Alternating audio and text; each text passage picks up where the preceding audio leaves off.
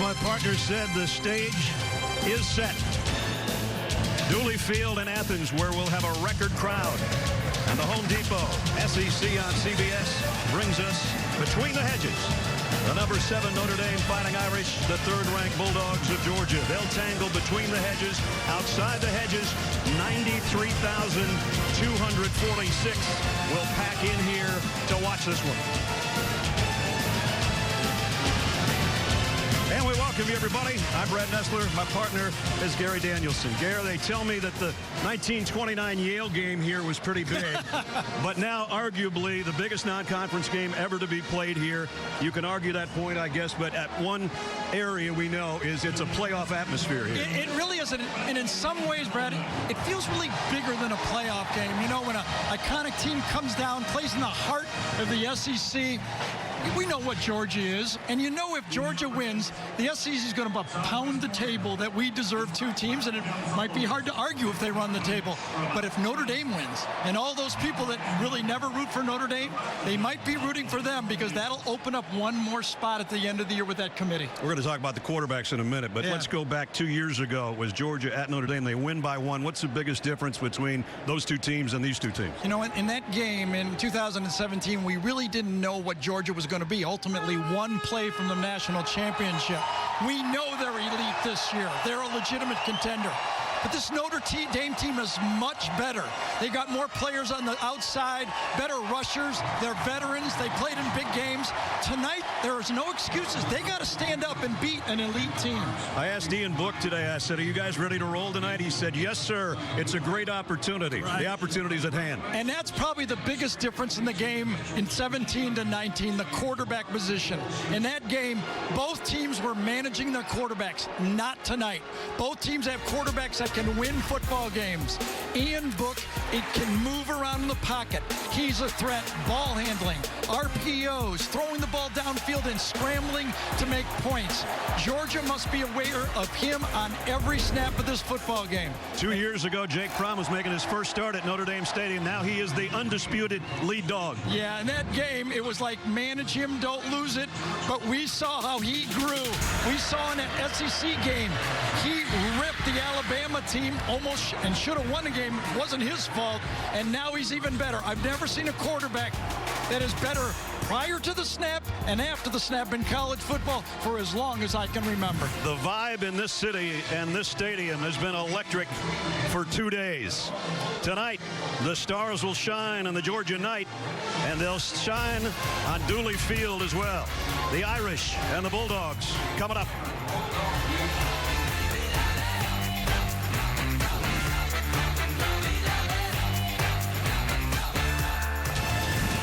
Home Depot SEC on CBS is sponsored by Rocket Mortgage by Quicken Loans, Mercedes-Benz, Aflac, and by Chick-fil-A.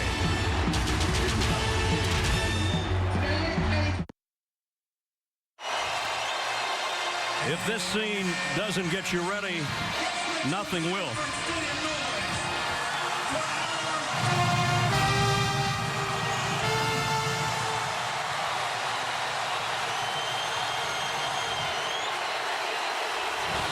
Here come the 3rd-ranked Georgia Bulldogs.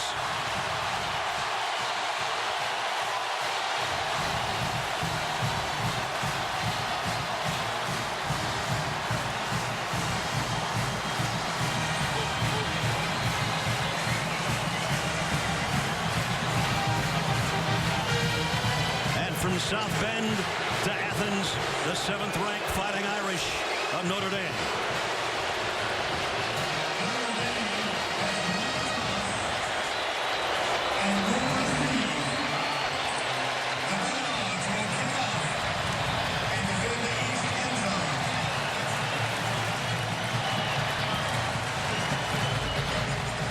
Third member of our team with Kirby Smart, Jamie Erdahl. James. Coach, Coach, the buzz around this game implies that the outcome has a ripple effect on college football nationally. But what matters to your guys is what you told them. What was the final message before you just hit the field? Controlled emotion. No one play is going to win or lose this game. First quarter is not going to win or lose this game. How you execute throughout the game is going to win the game. Coach, thank you. Thank you. Go Dogs. You saw that 15 straight wins. Georgia hasn't lost a non-conference home game to anyone other than Georgia Tech here since 1996.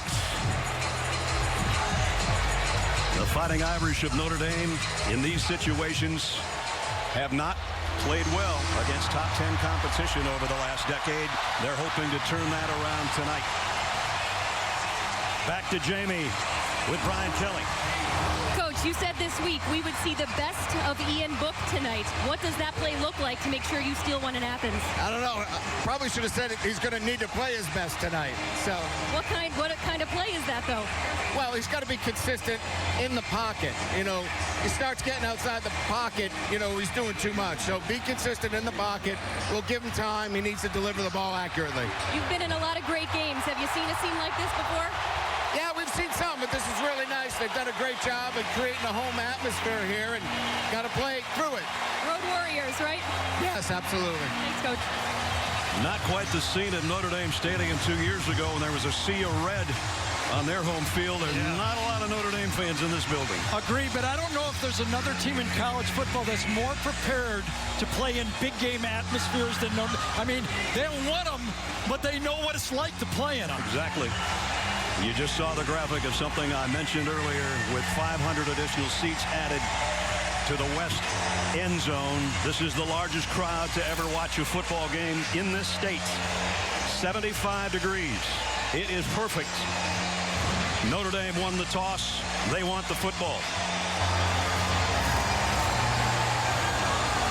Only the third meeting ever between these two teams. The aforementioned one 2 seasons back.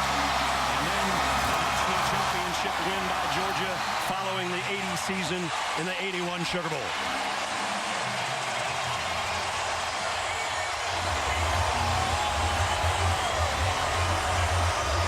Rodrigo Blankenship's got it teed up. Williams and Keys are back deep for Notre Dame.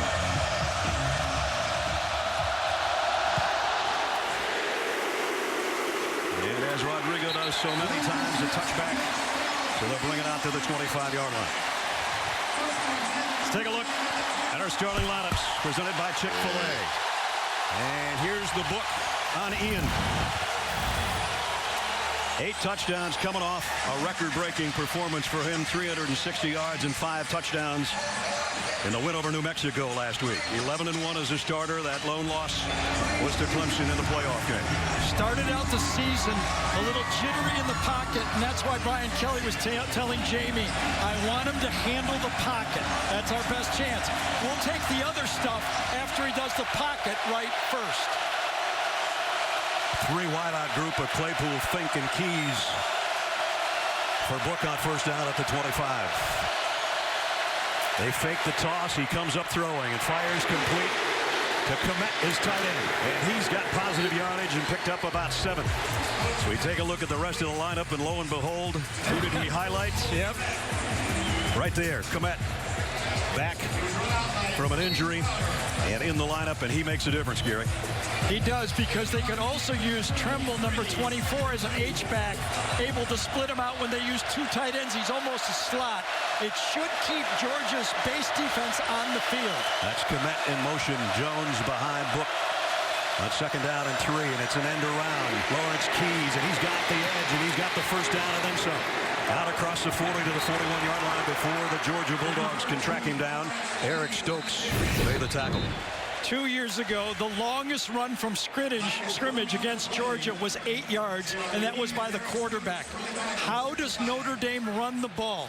It'll be like that, non-traditional runs, not line up at I-back and try to block them all. Try to finesse them with their run game early. Jeff Flanagan is our referee. The play was over. Personal foul. Unnecessary roughness, number 74 on the offense. The play made a first down after a 15-yard penalty It'll be first down and 10. There's Eichenberg right there with a hit. And not necessary. Remember what Kirby told Jamie. We want to play with controlled emotions. Right there early in the game, Eichenberg's trying to be physical. You know it's been preached all week. Be physical, and does too much early in the game. So even though they got a first down, it backs them up just outside the 25-yard line again. Eric Stokes, I think the cornerback, is the guy that's down, and they're already low on cornerbacks. Yeah, Tyson Campbell did not dress for the game. They lose Stokes, it would be 2 out of their 3 best defensive backs could be lost for the game. Well, at least corners. I probably should rephrase that. And we'll check on him as he is helped to the sideline.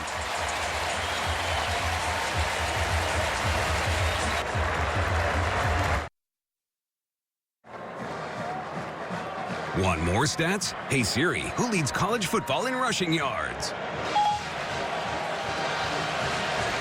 No score here early in the first quarter. Let's go back to that last play of Eric Stokes. Yeah, that happened to Stokes on the tackle. Watching between the legs, the right ankle of Stokes buckles when he makes the hit against Keys right there. I think he just slightly tweaked or turned his ankle. Tyrick McGee comes into the secondary, and he goes into the tent. And it's first down for Notre Dame after that penalty at their own 26-yard line, and now they just jumped. I think it might have been Aaron Banks or Eichenberg. Offense number 74. Coming is 5 yards. 2 mistakes by Eichenberg in the opening minute. And probably their highest regarded offensive lineman, who's a veteran. Senior out of Cleveland, Ohio. As you take a look at the Georgia defense, J.R. Reed is the leader of that back end of the Georgia defense, without a doubt.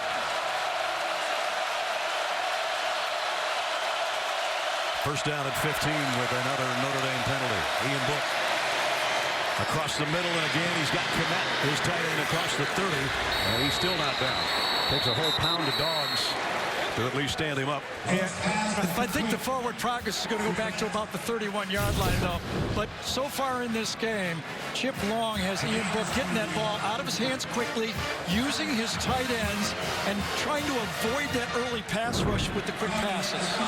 That one picked him up 10 yards, so it's second down at 5 at the 31. Book with a play fake, throws off his back foot. Kmet has got 3 catches already. He's got a first down, and he's all the way out to the 46-yard line. So we knew he was going to be a great addition. We didn't know it was going to be this big this early as Stokes heads to the Georgia locker room. Brad, I was listening to the Notre Dame football game and listening to Doug Flutie call one of the games last year, and he said, you know, they always get on a quarterback for throwing off his back foot. Sometimes you've got to do it. And that time he did it well. This time he steps into the throw and goes deep. Incomplete, intended for Chase Claypool. DJ Daniel was back there and had good coverage.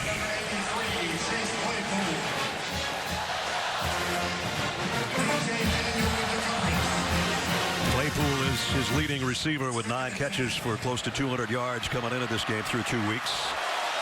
He comes out.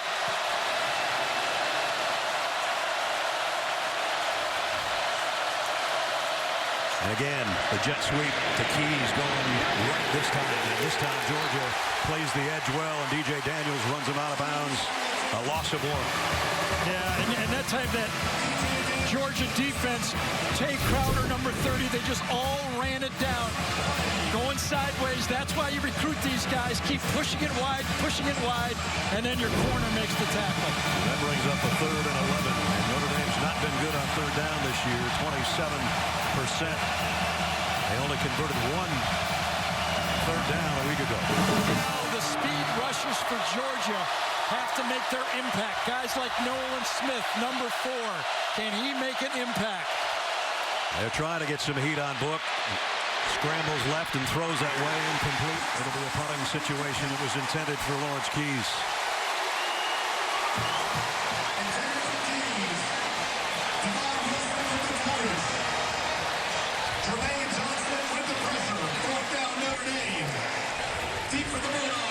Jay Bramlett will come in to punt for the Irish.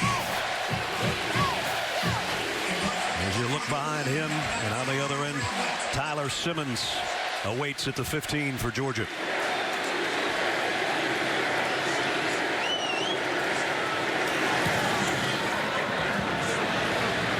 Simmons waits on it late, fair catch. Oh, he almost ran into his own guy like the Iowa State game. It was really close. Yes. When I handed the win to Iowa, very lucky to get away with it. Georgia's going to be inside its own 10 on offense when we come back. Speaking of Georgians, how about our man, Jason Aldean? America's favorite kid genius, Sheldon Cooper, is back. Catch the season premiere of Young Sheldon at its new time Thursday at 8, 7 Central here on CBS. Sheldon's probably been watching this game. Georgia's got to work inside its own 10-yard line on its opening possession. And Jake Fromm in an empty backfield, and now DeAndre Swift comes to join him.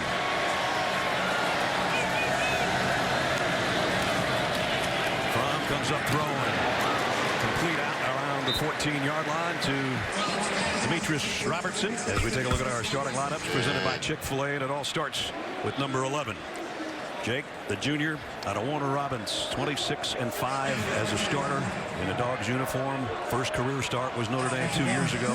He said, you know, I didn't feel like it was that big a deal. I was more nervous when we came home the following week to play Samford. I said, Samford? You ever seen anybody looser in a Friday meeting than Jake Fromm? He's fun to be around.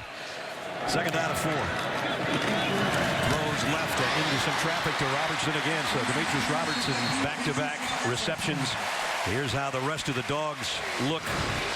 And, of course, DeAndre Swift, 1,000-yard rusher a year ago and probably headed in that direction again this season. So, new offensive coordinator James Coley decides, you know, Notre Dame's been hearing about that power offensive line all week, so I'm going to come out and space him out with some short throws. Soften him up wide before he tries to pound on him inside. That's James Cook in motion. The game is to Swift. Tripped a little bit. He hit the line of scrimmage. We take a look at the Irish defense. Leading tackler coming in. Asmar Billall. They really need the guys to set the corners. Armora and those guys on the edge, because if Swift gets outside you, goodbye. Yeah, tackling in the secondary. In the secondary, the safeties for Notre Dame can't miss. They don't have to be physical. Just drag the guy down. Cook's in a slot with the tight end Warner, and again he'll be on the move on second down and 7. Blitz coming. Fromm throws it to Swift. One-on-one. And good tackling, like Gary just said, and an excellent job there by Drew White. Let's check in with Jamie. Well, I know it looked like an ankle at first when Eric Stokes went into the medical tent. It's actually his right knee, but if there's any optimism there for Georgia, he did jog into the locker room, but he's still in there at the moment, guys. All right, Jamie, thanks. Technically, the knee is attached to the ankle, so partially right. The leg bone's connected to the whatever. Exactly. Third down and 9.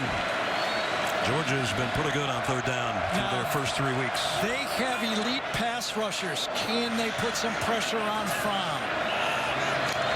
They've got 6 guys up there close, and they're bringing an extra one, and it's a screen to Swift, but it's a great open field stop again. And Jack Lamb, number 31 that time, is their middle linebacker in their dime package. The scouting report going into this game was number 31 has to draw the blocks, get back in there, and tackle the check down. If you talk to Clark Lee, the defensive coordinator, he says if Lamb tackles the check downs, we'll be okay. Chris Fink waits on Jake Camarda's punt.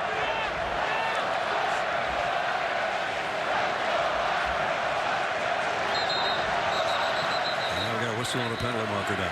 I think 2 men in motion that time. Ball starts. Offense number 70. 5-yard penalty. 4th down. Warren McClendon, a freshman, is flagged for the false start. So instead of 4th and 13, it's 4th and 18. And they're getting dangerously close to their own goal line. Somebody needs to tell Kirby to do the controlled emotion in the first quarter. Who tells the guy that tells you, right? Scott Sinclair, their strength coach, is usually the guy that grabs him by the belt. He looked like a little emotional to me right there.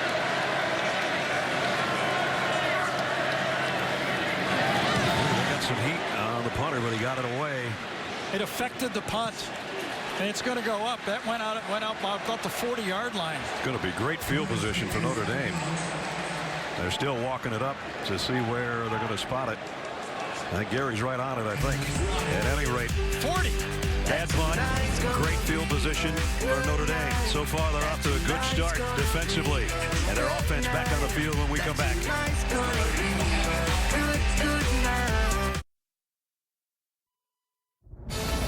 Adam Zucker in New York with this Papa John's update. Biggest upset of the day so far, Pitt. They call this the Pitt special. Looks like the Philly special, but after seeing UCF score 31 straight, Pitt with that play, and they give UCF their first loss. And number 21, Virginia, saw Old Dominion come to town and score the first 17, but they are on the board, down 10, heading toward halftime. Ness, Gary, back to you. Zuck, thanks. Big win for Coach Narduzzi, huh? Yeah, I would say so, you know, and especially coming off the decision he made a week ago when he received so much criticism. That was only a 25-yard punt here. Yeah, we looked as close as we could. No one touched this football, and I just feel that he felt the pressure up front and just kind of missed it.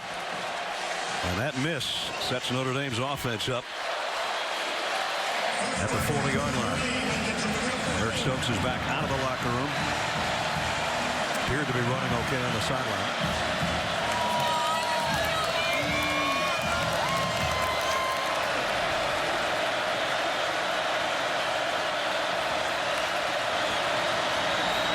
Keep it on the ground. Tony Jones, about a yard. That's it. Coming into the game, Jones and Ian Book were both at 127 yards through 2 weeks as far as their leading rushers. Yeah, I think if you would ask me what's the biggest difference between the two teams, groups against groups, the Georgia running back group kind of is so powerful and game-breaking, and the Notre Dame group does not have that guy yet kind of to emerge. And Georgia has been stingy, allowing only 61 yards a game on the ground. Another false start. False start. Noise is getting to him. Offense number 72. 5-yard penalty. Second down. I was on the field before the game, and I said, Brian, your team is better than it was 2 years ago. What'd you tell him? And he said, I said exactly that. We're better at receiver. We're a veteran team. You guys want to be elite? Go out and beat an elite team, and you'll be elite. Midway through the first quarter, neither team has drawn blood yet. Empty backfield. That's 2nd and 14. Book. Pressure coming over the middle. High this time. Incomplete. That was intended for Claypool. You know, and Ian Book in the first games has started off rather slowly. 2 for 5 in the first game for 21 yards, and then 5 for 10 for 48, but he threw for 360 in the total game. So both games, he got off to slow starts. Against this Georgia elite football team, you can't waste a series. 3rd and 14. Here comes a blitz. Book across the middle. Nice throw. Tony Jones is going to be short of the first down, but they got it all the way to the 31, and this might be a decision for Brian Kelly. Well-designed play this time. Saw the blitz coming, gets the matchup on the running back that he wants. Watch Book, buy time, goes to the inside, and should have creased it. I mean, you got to kick those heels. They're going on 4th. You saw that graphic about their 4th down conversions a week ago. This is 4th down at 2 in a big situation here early in the game. Kelly's calling timeout. Gonna think about it. So his quarterback will go over and have a chat with him. Remember, Brian Kelly's not as young as he was, and he sprinted over here to get that timeout. Now, 6:53 remaining first quarter. We'll see what Notre Dame does when we come back.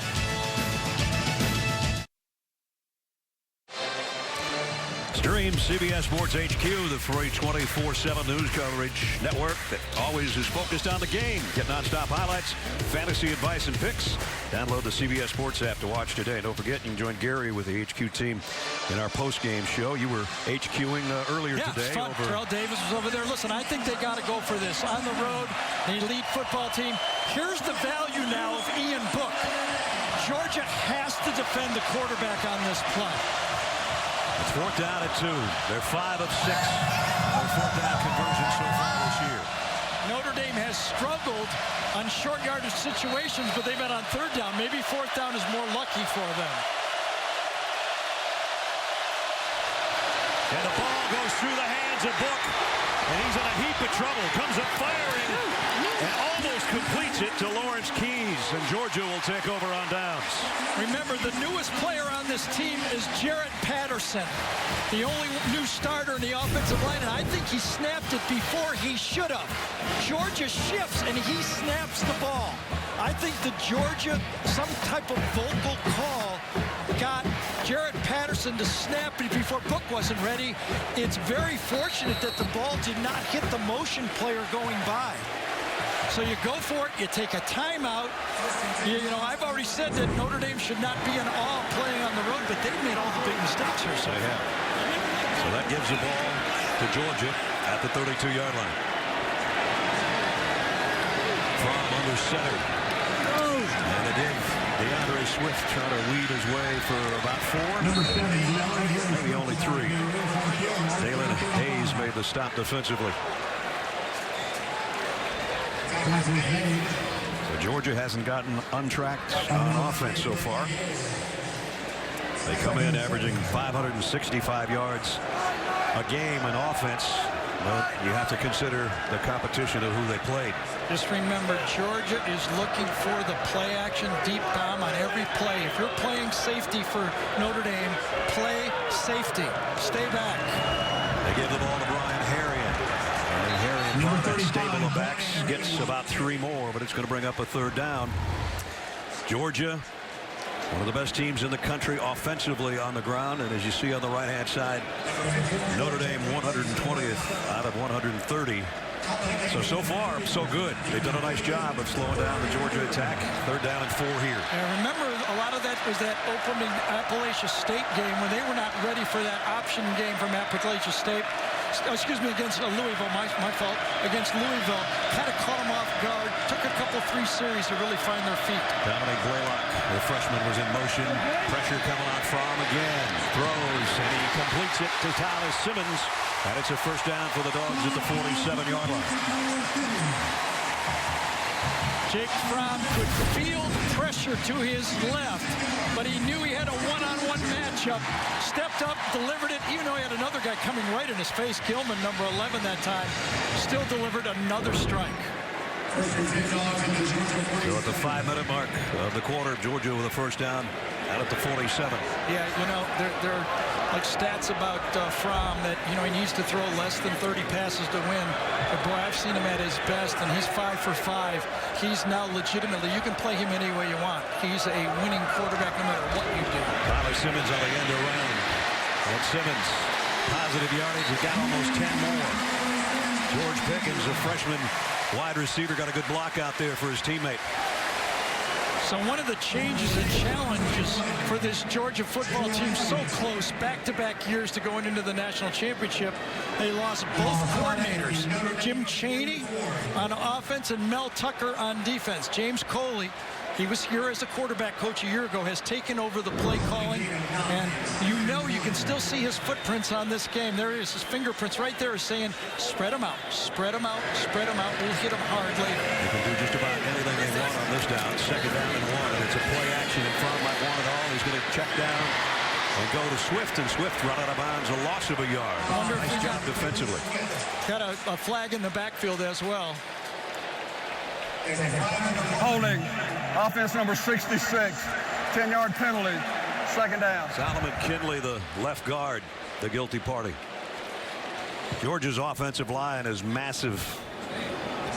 Average about 325 pounds a man. Following the holding penalty against Georgia, line of scrimmage. Back to the Georgia 46. I'm afraid to circle because I don't know if I can make circles that big. I'm afraid of going right outside the border here. The hold was against Myron Tagovailoa Amosa, the defensive tackle. And there's what I was talking about, 329 and 6'5". Notre Dame must move, stunt, use their quickness to their advantage against this big line. Here's the quick throw out in the flats. And again, good open field tackling. Matt Landers lost yardage that time on a catch. And that's exactly the tackling you have to have. Jeremiah Owusu-Koramoah that time made that tackle in space.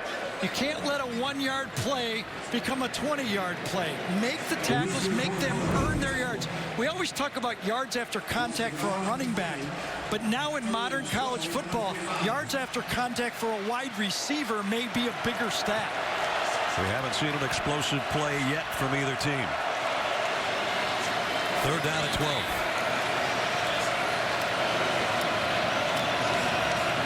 Big Fromm, 4-man rush. Pressured, lobs one. Lucky that wasn't intercepted. He was hit as he threw by Julian Okwara. I don't know if he lobbed it or the ball squirted out of his hand because of the hit from Okwara. Steps to 3. Yeah, he got hit as he let the ball go, and he just kind of squirted. He's very fortunate to get away with that one. His first incompletion, and there you see the heat, and the first time Jake's hit the deck. And as Brad pointed out last year, a lot of you might not have seen it, Jake always flips the ball before he throws it, and he flipped it a little too late that time. A little late on the flip. Camarda had a horrible first punt. Let's see how he does the second time around. End over end, this one's better. And fair catch taken around the 14-yard line. So the Irish have it back on offense. We give you a reminder that tomorrow it's an NFL doubleheader highlighted by Patrick Mahomes and the Chiefs and their home opener against Lamar Jackson and the Ravens. Followed by the Saints. They'll head into Seattle to take on the Seahawks. It all begins at noon Eastern. JB and the gang huddling up on the NFL Today, presented by Jeep.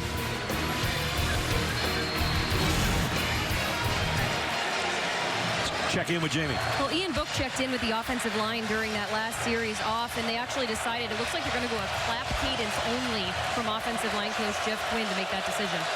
It's pretty noisy in here. Right now, Ian's under center. The straight give to Jones right up the middle. And he's out to the 19, maybe the 20. Quay Walker was the first guy to meet him defensively. Listen, we all know the type of 1 through 85 talent that Kirby Smart has recruited here at Georgia. They're legitimate, with anybody. Clemson, Alabama, they've got just as good a talent as anyone in the country. But I know Notre Dame is happy to look over across that and see no Roquan Smith playing middle linebacker for Georgia. He could erase a lot of mistakes. He did. 2nd down and 5. Georgia's going to bring an extra man. Book throws it out in the front, complete to Jones. Nice wheel and turn and 1st down. Richard LeCount knocked him off his pins, but Tony put his foot in the ground. Little spin move to get the extra yardage needed to move the sticks. I had to chuckle. Clark Lee, Chip Long, the offensive coordinator for Notre Dame, when McKinley broke all those tackles last week for a touchdown, he said, I've been waiting for 3 years for a receiver. And right there, when Jones makes a guy miss and makes a 1st down, that's what you got to do. They give it to Jones on the sweep to the left side, going for 3 or 4 before he's run out of bounds. Jamie was talking about they've had some issues here early in the game with the false start there on the left tackle, probably because of the noise and then the bad snap. Could have been the same reason. And thus, the clap and silent counts from Ian Book. I think there's only been one targeted ball to a wide receiver. All the rest have gone to tight ends and running backs for Ian Book so far. That tight end is Tommy Tremble in motion. Play action. Screen goes to Davis, and what a play it was by Tay Crowder. Avery Davis, kind of a multi-position player. They tried to get him out in some space, and Tay Crowder said, not on that play. It's one thing to recognize the play. It's another thing to run it down. Before the Notre Dame offensive lineman could turn around and look for Crowder, he had split him and made the tackle. No chance for a pickup. 3rd down and 9. Now it's going to get loud in here again.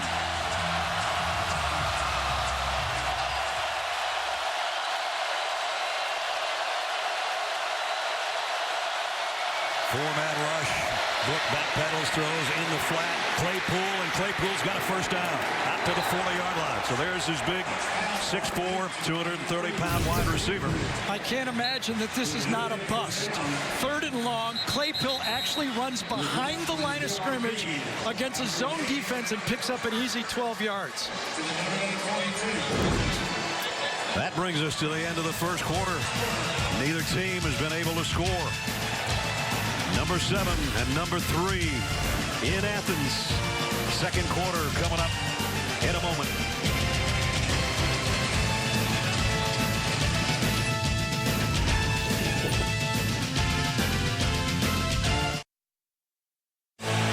Back at Dooley Field, Sanford Stadium in Athens.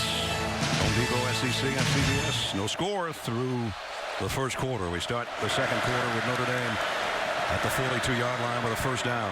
And Tony Jones looking for somewhere to hide and actually loses a yard on the carry. Brad Nessler, Gary Danielson, Jamie's down on the field. Notre Dame came in a big underdog. They've had some penalty issues through the first 15 minutes. What's the best thing they've done so far? I'd say make tackles. They haven't missed anything. You know, Fromm is completing passes, but nothing big so far. As long as they tackle in space, they have a good chance. They did that time. That was kind of tackle in a phone booth for Tony Jones, who lost a yard. It's second down and 11. Ian Book throws out in the flat. It's Komet, and Komet dropped it, but got on top of it. So his 4th catch already here in the first half.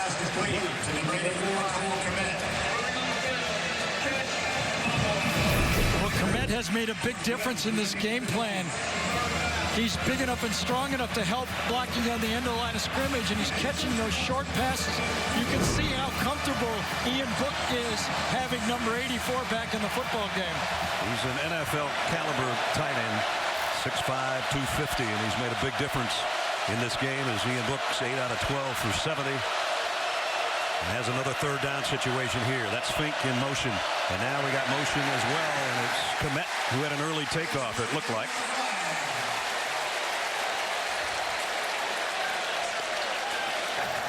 Ball starts. Offense, number 69 and number 84. 5-yard penalty, 3rd down. Right now, I think Notre Dame Nation and Brian Kelly is going, boy, I wish we would have had this home field advantage when we had them at our place. Exactly.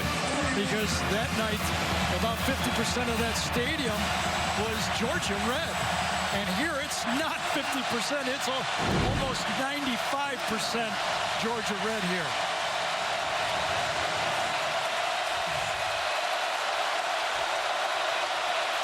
Making themselves known again for the Georgia defense on 3rd and 11. And a timeout taken by Notre Dame. Home field advantage, no doubt about it. 13-18 remaining first half. Notre Dame uses its second timeout.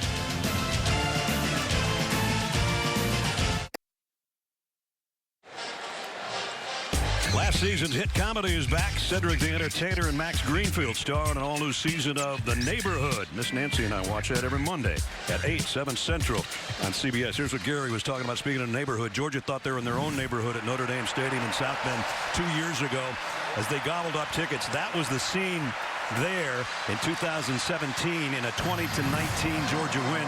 And now here in 2019, that's the scene in Athens. So much for Southern hospitality. Exactly. These people down here don't sell their tickets, do they? After the Notre Dame timeout, 3rd down and 11. Remember, Notre Dame has been throwing short passes on 3rd and long, and they've been successful with it. That's Tremble, the tight end who is in motion. Ian Book throws complete. Avery Davis, and he is all wrapped up by Devon Wilson. I don't know if we have a stat yet for this in college football, but soon there should be.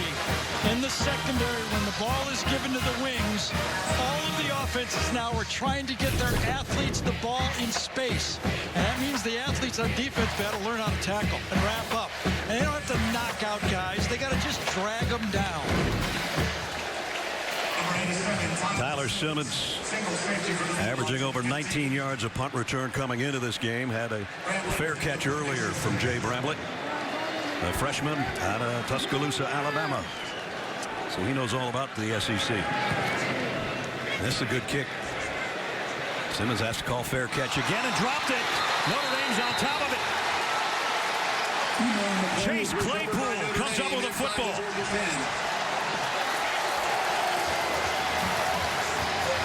A huge mistake by Simmons. Fumble recovery by number 83. How about the hustle by your starting receiver, Claypool? Gets down there on special teams and is there to make the easy recovery. A gift. Calls a fair catch and then doesn't catch it. Covered the fumble at the 8-yard line. Now, how does Notre Dame take advantage of it? And the Georgia defense hold Notre Dame to a field goal. Tried the biggest first part of the football game when you've had a strategic play that their offensive and defensive coordinators got to come up big with a play. That little group we talked about, happy down there in that corner. That's right where their offense sets up on the right hash of the 8. Little toss to Fink.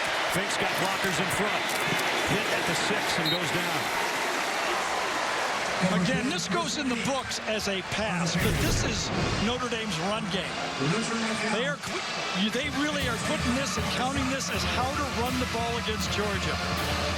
All right, Ian Book has not rushed the ball in this game yet.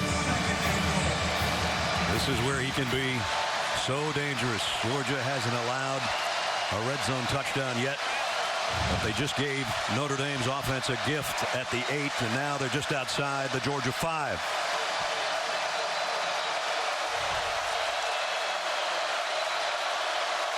Second down and goal. Book, the fade to the corner to Claypool. Did he catch it? Flags are down. He's out of bounds.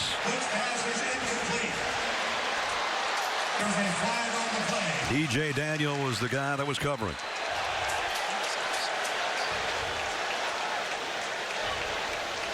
Pass interference. Defense number 14. Foul was in the end zone by rule. The ball be placed at the 2-yard line. First down. Slot receiver fade. Everybody's got this play. Everybody's got a 6'3" receiver. Very physical Chase Claypool, and you can see Daniel is riding him, has his hands on him the whole way. Had to be called.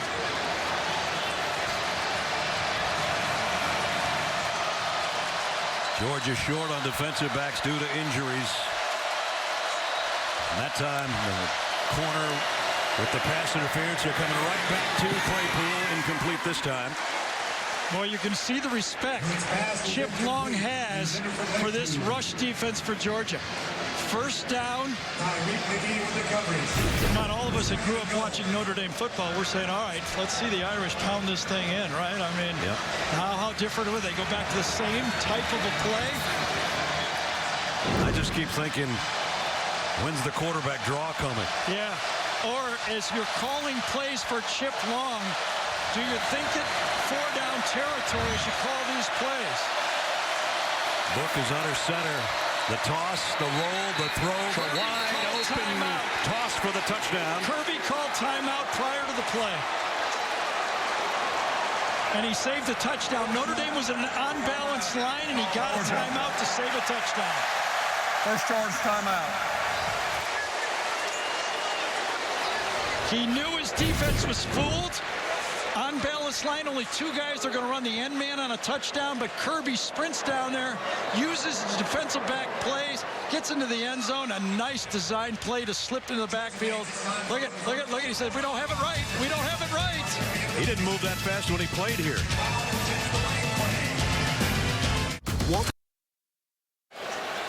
Beautiful shot of a record crowd. Our aerial coverage is sponsored by State Farm. Over 93,000 on hand in Athens. If I was Brian Kelly, I would go to my offensive coordinator, Chip Long, and I'd tell my whole team, we're going for it. If we don't lose yardage, we're going for it on all 4 downs. We got a gift here. What's the big deal? If you would have caught it, he'd been at the 9. If we get it and we don't make it, they get the ball at the 2. We're going for a touchdown. Ian Book in the shotgun all by himself. Davis in motion. They fake it to him. There's the quarterback run. He's close. And it's not short of the goal line. Just shy of the Georgia goal line. Monty Rice did a good job getting that hit on the edge. Book goes inside, but Monty Rice delivers the hit and does not let Ian get far enough near the goal line. So now it's 3.5 yards. Watch for the quarterback sneak here. Brock Wright comes in and does the push to the quarterback when he's in the game. They do not have him in there. Third down and goal. About a foot away. The quick screen, and it's broken up by Georgia. They tried to get it to Claypool on a little slip screen, and J.R. Reed knocked it down. And Notre Dame is very fortunate this was not called a lateral. This was close. Tries a quick screen. That's very close to being a backward pass. Woo. Called incomplete on the field. I don't see enough to overturn it. Here's the quarterback sneak look. We're going to get the push from behind by the tight end. That's Takis. 4th and goal. Now they shift out of it. Book fakes the throw, in trouble. To the back of the end zone. Caught by Komet for the touchdown. It didn't work as it was drawn up, but it worked. I'm not even sure Komet was the intended receiver. I don't think so either. I agree with you. I think he was throwing it to the back of the end zone on the play. Wants to throw it wide, nobody there. I think he's throwing it right here to the back. He was trying to get it to Tony Jones. And intercepted on the play. Cole Komet says, I'll take that. Intercepted by your own guy for a touchdown. Well, Brian Kelly was thinking like I was, go for it, go for it. But you can see the respect he has. I'm not running inside against these guys, throwing almost every down. Jonathan Dora, the snap was low, but the kick is perfect. And with 10:39 to go in the first half, Notre Dame strikes first. We told you Cole Komet would be a big part of this game. He's got 5 catches, including a touchdown. Short drive, and number 7 is up 7 in Athens.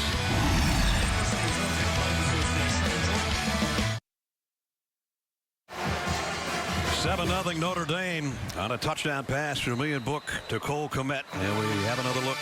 Well, during the first, I tried to figure out what the play was. After they shift out of this, they give the look like the quarterback sneak in previous games. And I think what's trying to happen, I think Komet was trying to pick for Tony Jones to come around the outside. When it wasn't there, Jones goes deep. He tries to get him the ball, and Komet intercepts it. That's all I could think from. That's what it sure looked like when we first saw it, and indeed that's what it was. James Cook and Brian Harrion wait on the other end of this kick. And Cook's just going to have to field it and step back and take a knee, and we'll bring it out to the 25 for Georgia. Let's test your knowledge with tonight's Aflac trivia question. What do we got? When was the last time Notre Dame defeated an Associated Press top 10 team on the road? We told you they've had some struggles in that area. Right now they're leading the number 3 team in the country by a touchdown. Let you chew on that one for a while. Remember, the fumbled punt is what led to a 8-yard drive in 5 plays. Been a while since Georgia's even behind at home. Now let's see if their offense can get something working. So far, not really. It's DeAndre Swift, but only a couple. DeAndre Swift on the carry, gets up a yard. 34 total yards coming into this series. 2 first downs, been bottled up. They've tried to loosen up this Notre Dame defense. It's a veteran defense, veteran at safety. It's off the edge. If you look inside, Drew White, number 40, who struggled earlier against Louisville in that game, has gotten better every series he's played for Notre Dame. Looks like a legit defense now. They've got it all together. James Cook in motion. They'll try Swift again. And Swift trying to pop out the backside, and he did. And he got a first down. There's the best run so far for Georgia. Well, Loie Gilman, number 11 that time, was right there, but he tried to tackle the ball. He tries to get it and rip it, and Swift spins and keeps going forward for a positive play. Probably the first real missed tackle of the game, don't you think, for Notre Dame? They've been pretty strong in that area. Jake Fromm is 6 out of 7, but for only 16 yards so far in the game. Eli Wolf in that tight end for Georgia. Ryan Herring gets the carry up the middle. And Herring got almost 5. He doesn't really get enough credit. He's kind of the unheralded guy in that Georgia backfield. Everybody's high on Zamir White, the redshirt freshman, who's a huge recruit. James Cook, who's got lightning fast speed. And then you kind of forget about number 35. He is solid.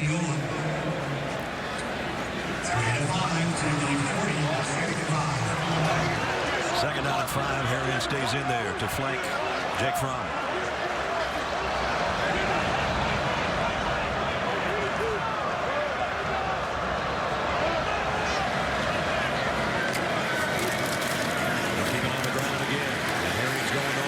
Of a yard. Drew White, the inside linebacker, number 40. You watch him.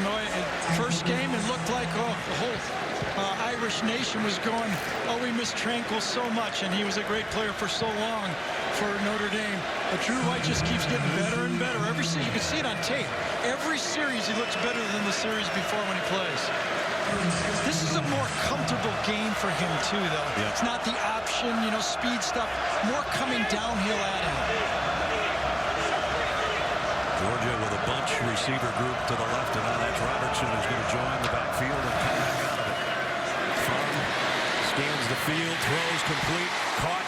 Eli Wolf, who we just mentioned earlier, transferred over from Tennessee, and he's already got more catches as a Bulldog than he had all of last season with the Volunteers. I think it was Jack Lamb, number 31, was bluffing the blitz, and he turns around and tries to find the crossing receiver just a half step late. See it right there? He turns a half step, and Wolf gets by him. The transfer from Tennessee gets it and picks up the first down. And that was a pinpoint pass by Fromm to get it in there to him. First down at the 47. Two tight ends set now with Charlie Warner and Wolf in there.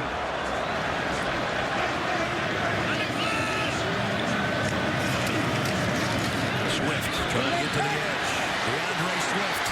There's one of his patented runs. Pick up a 12 and a first down. Well, Eli Wolf caught a pass on third down. This time they asked him to block. And he gets out front in space and makes the block, pushes him by. That's all you need. Good running back, just get in front of somebody, and you're going to make positive yards on the play. So Georgia's offense moved it to the Notre Dame 42-yard line with another first down with 7 minutes remaining in the second quarter.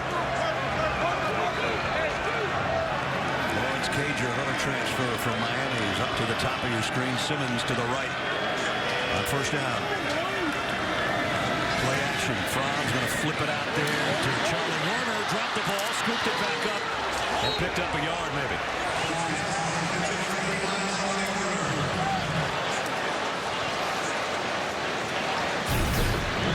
You really have to be impressed. I mean, Fromm he's almost a magician with the ball, but the Notre Dame defense is on the throw. He's completing them, and they're there. They're in the picture. And that's really the key here when you're playing against elite athletes. Do not give them space when they catch the ball. This is the best tackling I've seen so far this year from anybody. No doubt about it. But it seems like Georgia's kind of found their rhythm here. Enough power. They've got to kind of go in both directions now. A little bit of everything. Now big Blaylock out in the flat with a reception. Got around to the edge. He's got a first down. They really like this kid. Freshman out of Marietta, Georgia. How does he get it out? A little wiggle inside, then he backs up for the old bubble screen, basically. Gives it to him and gets around the corner. Dominique caught 4 passes for 112 yards a week ago, including a touchdown. Yeah, Jalen Elliott, number 21, has to make that play. You're not going to make them all. But when you look at the tape the next day, it's those little plays like that. Another foot outside on his angle. Could have stopped it. He misjudged it. When you get D-Rob like that kind of stuff, he's going to get around it. Flags, and it might be a false start this time on Georgia. At least that's False what. start. 77 offense. The 5-yard Irish are penalty. saying, and it was Cade Mays First down. who flinched. Those kind of penalties just kill your rhythm. You're going along pretty good, and all of a sudden it's first down at 15. Yeah, and it has been a good rhythm. You know, you get an 8-play drive here. Everything is on target. No mistakes. Once those big bodies go one direction, they're not going the other. Yeah, Cage 320. Once it's going in reverse, it's staying in reverse.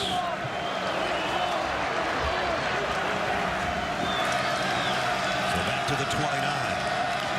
Harrion with Fromm with a shotgun. The throw's going back out to Blaylock again. We'll see if he can beat his first man. Nope. Nice job back there defensively by Crawford to make the tackle. And we got a Georgia Bulldog down on the field around the 27-yard line. Got to do it. You know, it's been preached all week. Make the tackle when you have a chance. John Crawford. 3 surgeries, missed 3 different years, still playing football and makes the big tackle. And there you see Big Kinley down, number 66. We'll check on Solomon McKinley, Kinley rather, when we come back.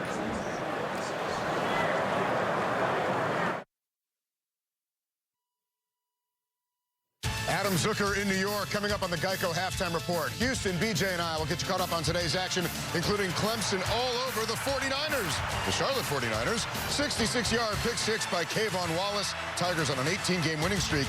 Now back to Ness, Gary, and Jamie. Thanks, Adam. Clemson can probably play with the San Francisco 49ers. Just under 5 minutes to play here as we saw Solomon Kinley, and they're helping him to the sideline as we took a look, and he got rolled up on by Kurt Heinisch, I think, is the guy that got him, Gary. Yeah, and I think 57, Adamiola, also from the other side, kind of braces him one way, and there's no give on the play, and gets bent backwards. Not to mention big Andrew Thomas falling on the back of him as well as the left tackle. So now their offensive line, that's their strong suit, banged up because of Isaiah Wilson also hurt. Yes. Swift. Maybe to the 23. So now they got that 3rd and long. They're going to get that nickel package or dime package actually from Notre Dame. They've been keeping their safeties back. If you're Kirby, do you think 2 downs for a first down, or do you think in field goal? They have not gone deep so far in this game, but Notre Dame's alignment has not allowed it. I look for a dig route, something across the middle. Charlie Warner, the tight end, is in a slot on the right. That's Demetrius Robertson, who's in motion. 3rd down and 9. Fromm looking left the whole way. Back shoulder throw. Got it complete. And it's Lawrence Cager. First down. Went man-to-man to the outside. Their best cover guy is Tony Pride, number 5. Cager to the outside. Got your best guy on him. They make a better throw than you could. Nothing you could do. When you're playing bump and run to the outside, you're trying to clog everybody else. That throw's better than your defense. Fromm now 11 for 12 in the football game. How about that? And he's got it inside the Notre Dame 10 at the 9-yard line. First and goal.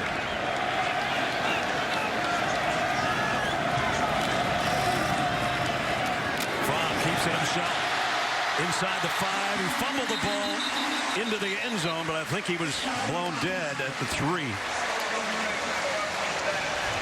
He doesn't run a lot. Well, I'll tell you, when Alohi Gilman comes from the secondary, he brings a load with him. One of the things, he lays it on Fromm's right shoulder, too, on the hit. Definitely down. His left elbow is down. When you're a running quarterback, you get hit in that right arm. That's always scary. Late stages of the second quarter. Here's how they've mixed it up this drive. Yeah, been in control. 1 penalty, illegal procedure penalty, was the only negative play. DeAndre Swift to the end zone. Touchdown, Georgia.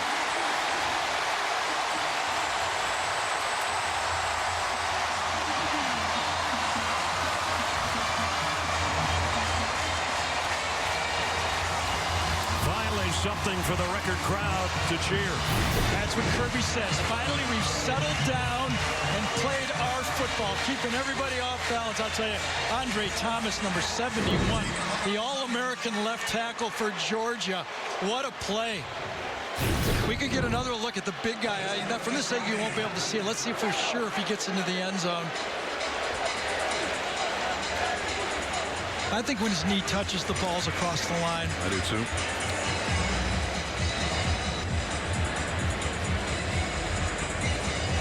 Looks like it broke the plane before the knee hit the turf. Yeah, remember, the line is the end zone. If it goes down, the front of the line is as good as the back of the line. Watch big Andrew Thomas right here playing elite. I mean, 350 pounds, 6'7", moves like a cat, gets into the linebacker, puts him in. No way the middle linebacker can make that play. Let's check in with Gene Steratore, our rules official. Gene? I've got a touchdown on the play, guys. When that right knee makes contact, the ball has broken the plane of the goal line. The field is confirmed. Touchdown. Confirmed it is. Touchdown, Georgia. DeAndre Swift's third rushing touchdown of this early season. And in that drive, Georgia showed why everybody believes that they're elite. They can do it with power, finesse, the deep ball, the back shoulder. They got a quarterback that's elite. They got all of the pieces. Rodrigo Blankenship's 174th straight extra point is good. 2:27 remaining in the half. An 80 to make it a 75-yard drive in 13 plays. DeAndre Swift, James Coley says that's how we drew it up. 7-7.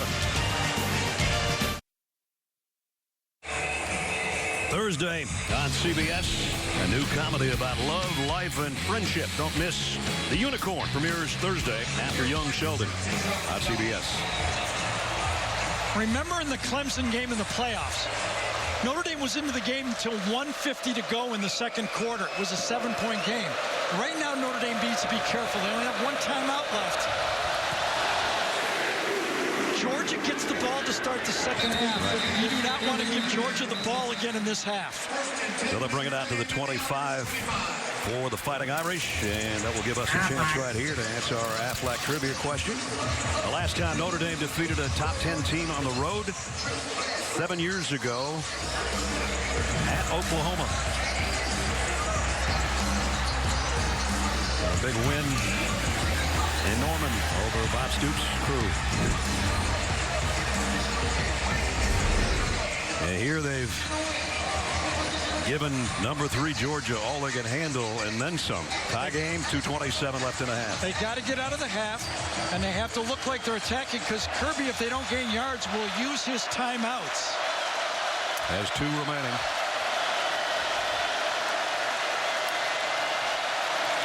Ian Book throws across the middle, in and out of the hands of Fink. It might be almost intercepted. It still loose. I'm not sure the ball ever touched the ground. No, so far. Tay Crowder supplied the hit, and then it seemed like the ball was still above the surface. Let's see. Rolling on the field is a catch. Second down. Wow. What a catch off the back shoulder as he gets hit. Might be the play of the game so far for a receiver, at least. What a play. Book, deep middle, got his man, and it's Kmet the tight end again, all the way down to the 45-yard line. Well, Irish fans are going, when we have a tight end, we are a threat. Goes right down the middle, and Book makes a perfect throw. Can't throw it any better than that. He actually backpedaled his way to the 42, a 28-yard pickup. Book, pressure from the corner, throws to Kmet again, and he's got another one. He's caught 7 passes already. Yeah, this is the part of the game, talking about the 2-17 game, that Notre Dame didn't feature in that game. They did not have the passing attack that they have tonight. Ian Book talked about being elite. His offensive coordinator said, go prove you're elite. So far, he's shown he can match anybody. 2nd and 8, set to throw again and going deep. And it's caught inside the 15, and it's Lawrence Keys. Great drive being executed by Ian Book and his receivers right now. Well, Georgia got a one-on-one back shoulder throw. Here's a 50-50 ball to the outside. Throw it up. Go get it. You know, we should stop calling them 50-50, because it's probably about 75-25 advantage of the receiver on those balls. 2 28-yard pass plays in this drive to the Georgia 12. And now they'll back it up. That's the 3rd mistake by your veteran left tackle, Eichenberg. 4th false start penalty, if that's what we're going to get here. By the way, our officiating crews from the ACC tonight. Jeff Flanagan, our referee.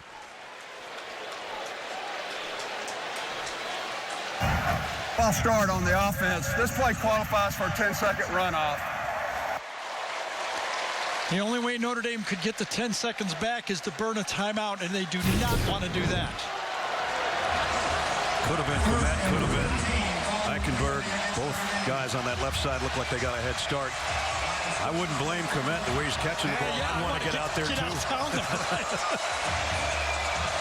Tell you, Ian Book, the more you watch him, his feet are so nimble.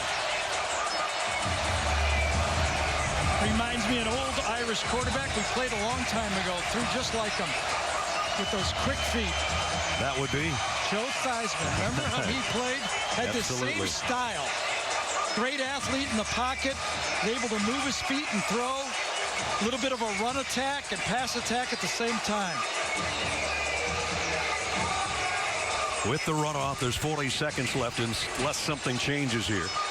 Notre Dame has to be ready to snap the ball when it's put in play. They don't want to waste any more time. For 10-second runoff. Notre Dame will not call a timeout, so the 10-second runoff will apply. Second down. First down. All right, well, that's exactly what Gary said a minute ago. First and 15 from the 17. So first down and 15 at the 17.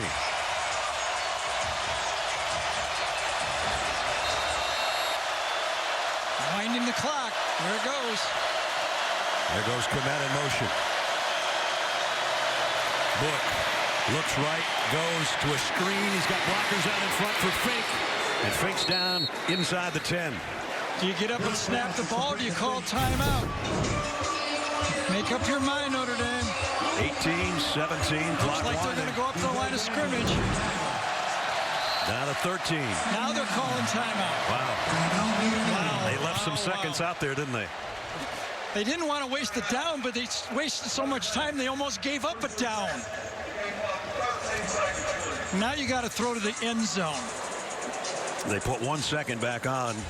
So it's 13 with second down and 7. I think it'd be a real gamble now, Brad, unless you get a first down, to throw the ball inside the field, whether you could get another play off. Big 13 seconds coming up when we return. Second down and 7 at the 9 with 13 seconds left for Notre Dame. Ian Book throws out of the end zone. It'll be third down. And you got to just send the field goal unit in right now. Don't forget, coming up in a few seconds, Adam Zucker, Brian Jones, Houston Nutt. First half analysis, scores, and highlights from around the country. The Geico halftime report. Zook and the guys will be along shortly. That was a winning drive for Notre Dame right there. Good decision by Ian Book, either at a touchdown or a field goal. Nothing in between. Jonathan Dorr has only kicked 1 field goal this year, and he made it from 36 yards. This will be a 27-yard attempt. Kirby's going to burn a timeout. And there it is. So we'll let Dorr, the junior out of Charlotte, North Carolina, think about it a little bit. So getting out of the half, something that Notre Dame couldn't do against Clemson in that semifinal playoff game. You know, they did not get pushed around that whole football game against Clemson until it got ugly at the end of the half. Right. And then it was all doors off. Well, you said a couple of minutes ago, you said they got to get out of the half without any more damage. Yep. Here they're going to supply some damage. Absolutely. Winning drive. Remember, Georgia gets the ball to start the second half. Ian Book has had all the pressure is on the Notre Dame quarterback. He has come through in this game. They don't have a reliable running game. It has to be almost a running game with the short pass. If you gave Brian Kelly the opportunity to say, I'll have a field goal lead at halftime, he would have taken that all day long. And he's got that opportunity coming up if his kicker is true.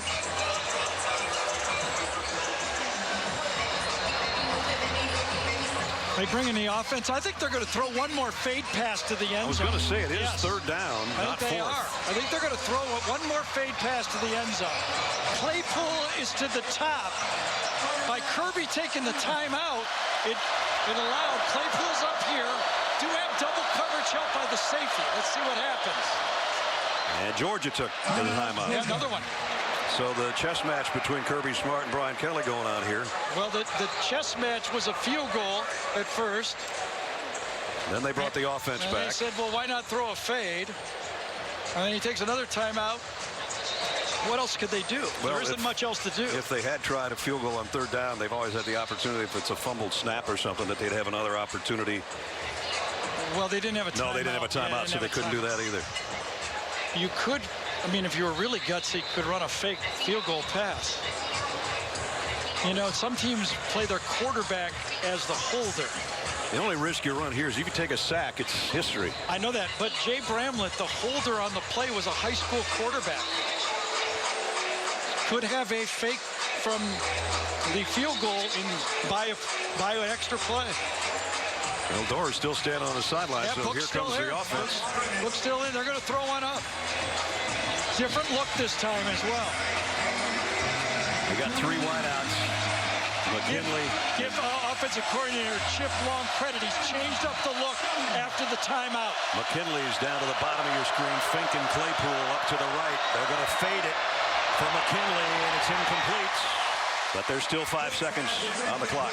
Now they'll bring out the field goal unit. Well, that was a lot of talking for a field goal, wasn't it? Sure was. We kind of wore ourselves out there. Exactly. I'm worn out. Well, we have 3 timeouts, 2 different formations. And now it'll still be a 27-yard field goal attempt, which is what we started with a few minutes ago. Jonathan Doer to try to give the Irish the lead at halftime. And he does. Notre Dame comes into Athens, Georgia, a big underdog. They go to the locker room with a 3-point lead over the number 3 team in the country. How about this?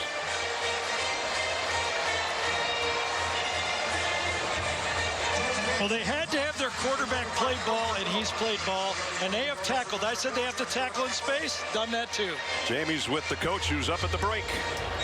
Coach, you hit the ground running in this hostile environment. You overcame some miscues early, but what started to click offensively for you there? Well, the game's playing well, seeing the field. Obviously, getting Cole Kmet back, you know, allows us to do some more things in the passing game. And again, you know, I think just being more diversified offensively allows us to spread the ball around a little bit. Yeah, we're obviously didn't do a very good job getting our football team ready for a silent cadence. So that's on us, but we'll settle down in the second half. We'll be better at it. Coach, thank you. Thank you. I think everything else is working pretty well, including Kmet, who's got 7 catches for 69 yards and a touchdown. Into the half, 7th-ranked Notre Dame leads 3rd-ranked Georgia 10-7. As we go to Adam Zucker and the guys in our New York studio. Zuck. All right, Ness, what a game so far. And coming up here on the Geico Halftime Report, Houston, BJ, and I get you caught up on a huge day for quarterbacks around college football and a running back after this word from your local station.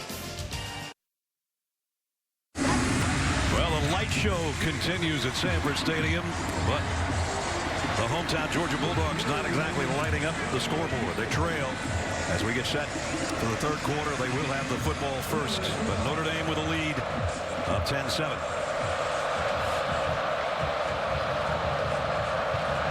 Doer to kick off. 3rd quarter underway. This one will be returned. James Cook trying to play outside. He's not going to get to the 20-yard line. Only got out to about the 15 as we welcome you back to Athens. Brad Nessler, Gary Danielson. Notre Dame comes in big underdog. Here they are with the lead, and you're surprised? Yeah, I think I'm surprised, but I bet Notre Dame fan is even more surprised. They watched the first couple games. I think a few factors, you know, but tackling. Have you seen tackling? Like, no. I mean, they really You've been preaching that to me since like Wednesday. I know.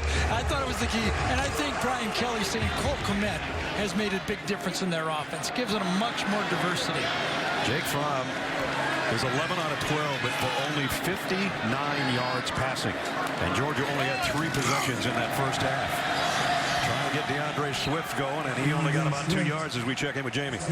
Well, I'll tell you the last thing I asked Kirby Smart, Coach, if you keep playing the way you're playing, do you win this game? He said, we don't. We have to continue to control those emotions and play downhill the way Notre Dame has been playing downhill against them defensively. Unfortunate news, though, for Georgia. It does seem like Solomon Kinley will be out of the rest of this game with that lower left injury. And that has depleted what was the strong suit for Georgia, their offensive line. So 2 would-be starters not in there due to injury. Isaiah Wilson and now Solomon Kinley. 2nd down and 8. The motion man is Demetrius Robertson. Fromm throws over the middle, complete to Cager, and that's good for a 1st down. See, this is where you really see the smarts from Jake Fromm. He wants to go left with his ball. His eyes go left from the start, then he goes to the middle, then back to the right side and completes the pass. That's when your quarterback's in charge, and protection gives him a chance to do it. There's Aga 10. That's Q. He is a 4th-year redshirt junior out of Savannah. What's he majoring in? I don't know. Undecided. Yeah, undecided so far. 1st down. Swift, broken tackle. Trying to break another, and did. Got out across the 35 to the 36-yard line. The first half game trends, as we said, Jake, almost perfect, but no big completions at all. Ian Book was sensational. 7 completions to his tight end, Cole Kmet. And Georgia, first time they've trailed at the half at home in 3 years. This is their opening drive of the 3rd quarter. If you're just joining us, trailing by a field goal. Brian Harrion now in the Georgia backfield.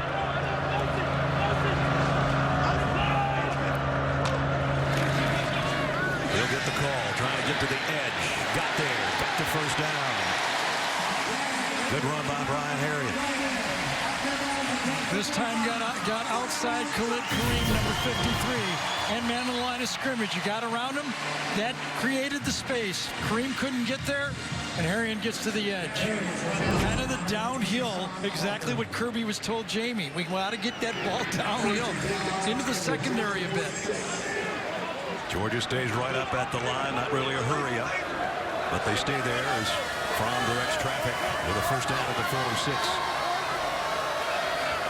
James Cook in motion to the top. Here comes an end around. Great defense. Landers is swarmed under by the Notre Dame defense. Owusu Koromoa was the first guy there. And you got to play outside the play. Stay outside the play. Force him inside and then make the tackle. He knew he could push it inside. Warner could not get the block on him. Played it exactly the way you go watch practice, the begging him to play. And a big loss, making it 2nd down and 16.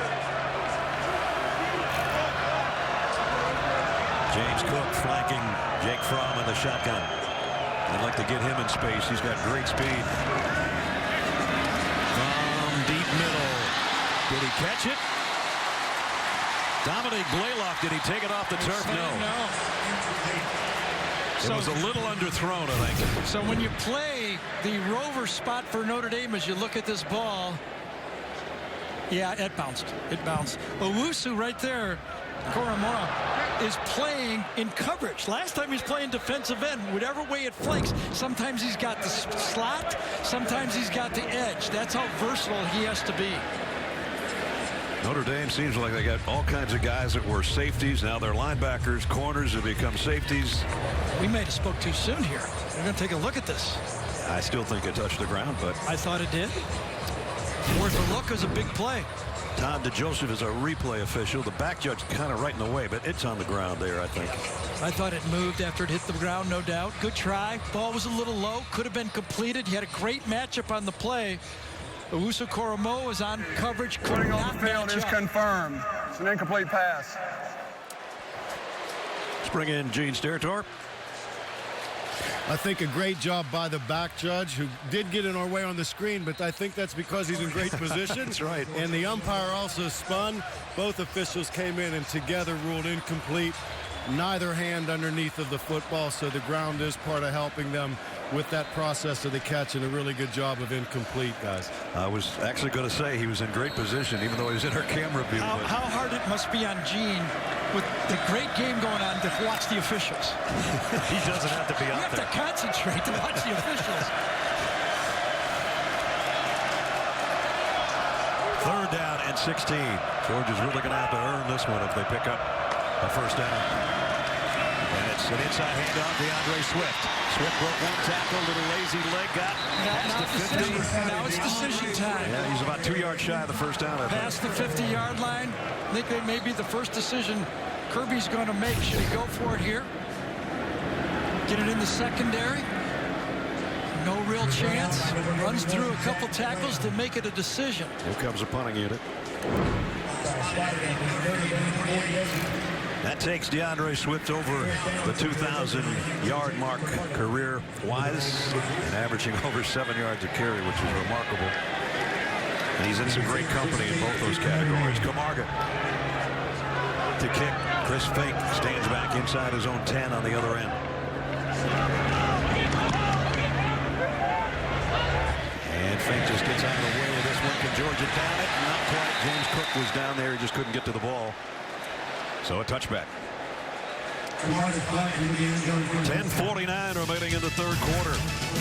Third-ranked Georgia and their head coach Kirby Smart still finding themselves down by 3.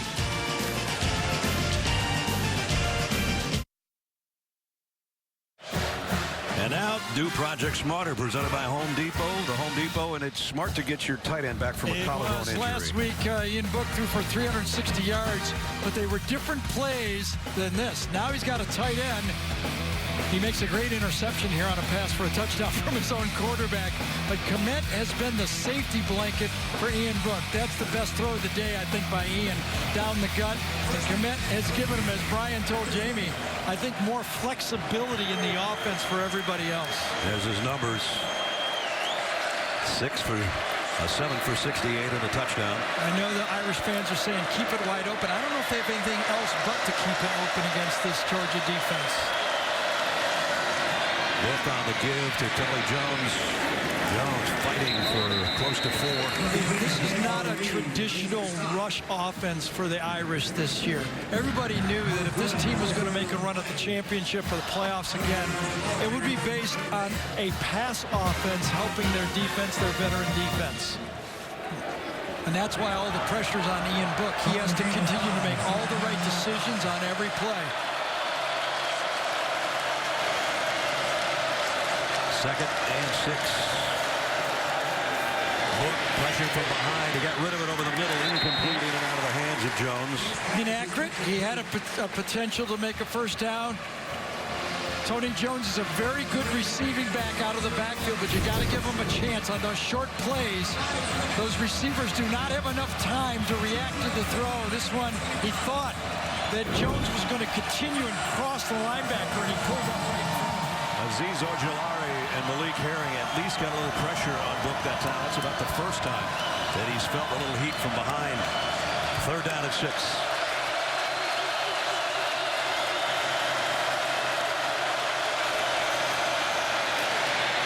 The throw in and out of the hands of Fink and intercepted by Georgia. Devon Wilson's got it. He drops it. He's got it again, and it's out of bounds. I think it's Georgia ball. That thing was like a bar of soap in the shower. Let's see who's got it. Well, I think Georgia's going to end up with it. We're so close to, again, an inaccurate throw over the middle to Fink. He had him for a first down, but the ball's behind. Yeah, you got to make that catch. It's a tough catch, but it's one you expect your senior captain to make. It would have been a good catch, and then it ends up being an interception to Wilson on the play. Devon had to find the handle on it about 4 times, and it finally goes out of bounds, and Georgia's got it at the Notre Dame 22-yard line. And Tony Jones rips it out again on the play.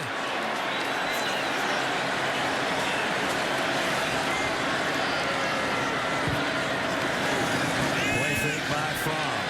Gonna throw it back to Swift in the flat. DeAndre Swift broke a tackle. Out of bounds. Inside the 15. Georgia trying to take advantage of an Irish turnover. First was run out Penalty marker at the end of the play around the 12-yard line. After the play, personal foul, unnecessary roughness, number 54, offense. 15-yard penalty, second down. I think there was a block late on Kyle Hamilton, number 14, was the call. Justin Schaefer, the backup guard who's in there because Kinley's out with the injuries, the guilty party. For a second, I thought they were going to call it on Troy Pride, but you could see it. I think it was the number 14 from behind. There's the hit. And it had to be called. Come in the game, you want to do something, you want to get in the action, you're in for Kinley, and you end up making a big mistake. So now it's second and 17 back at the 29.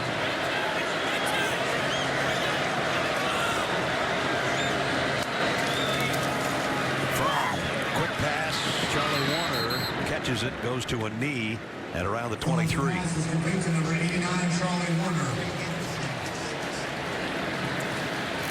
Ian Book talking to Chip Long. That's the first interception this season. Yeah, he had 2 inaccurate passes in a row.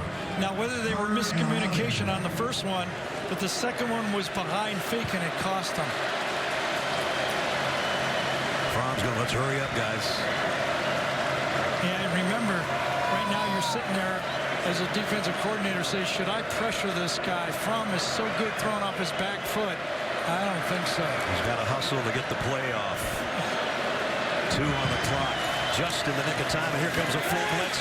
Fromm throwing to the end zone, just off the fingertips of Demetrius Robertson. Yeah, see that? Fromm is so good at throwing that fade route that you hold your breath when you blitz. And we saw him in the SEC championship game, puts him right down the pipe. He knew he had one-on-one from the slot. He throws it, and this is a 50-50 ball with Crawford. The crowd thinks he got his hands on him. You might be right. I think that's incidental. So that's now. I'd really like to see what Gene thinks of this. To me, it's incidental.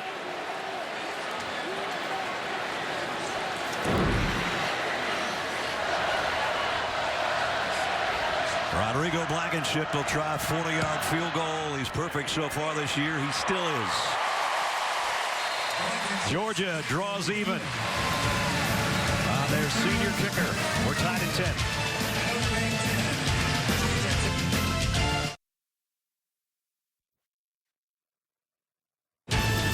The Home Depot SEC on CBS is sponsored by Izod, Chick-fil-A, State Farm, and by GMC. So Georgia with a 40-yard field goal to draw even at 10-10. 8.5 minutes remaining in the third quarter. And kind of a controversial play, or was it not? Gene, what'd you think about this? Would it pass interference or not? You know, what draws your attention at first is the defensive back really never looks back to see where the football is. Our terminology is he's not playing ball, so really any contact rises to a higher level because of that. But in my opinion, although he doesn't look back, look, the contact, the hand fighting, a little play there, the reach of the arm, I don't think any of those actions rise to a level where it's materially restricting the receiver or putting him at a disadvantage that would rise to a level of a foul. I think it's a great no call, guys. Great. Thanks, Chief.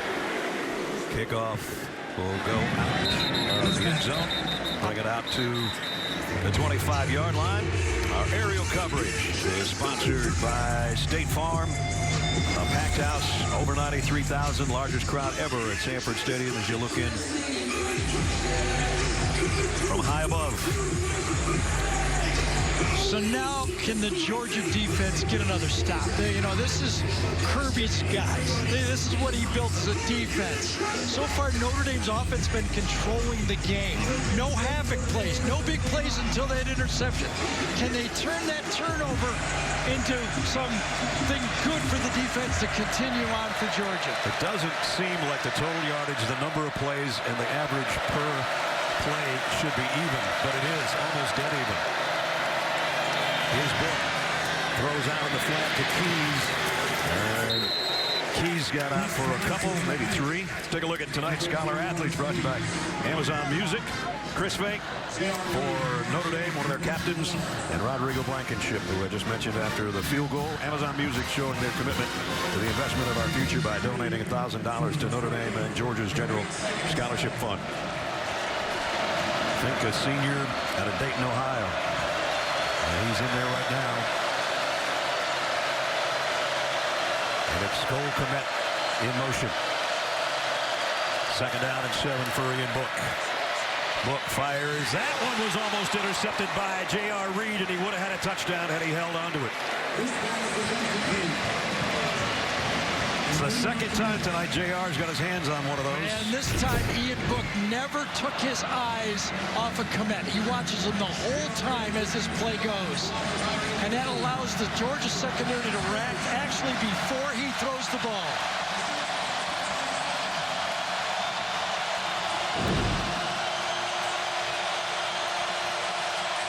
Big 3rd down here for both teams.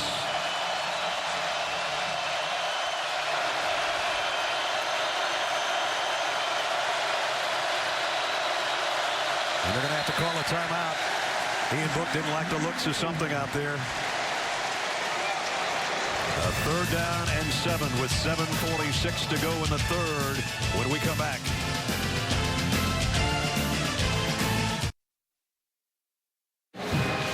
Tuesday at 9 Eastern, join CBS Sports Network's team of experts in the studio to tackle all the hottest topics on the gridiron. Don't miss Inside College Football on the 24-hour home of CBS Sports. Let's check in with Jamie.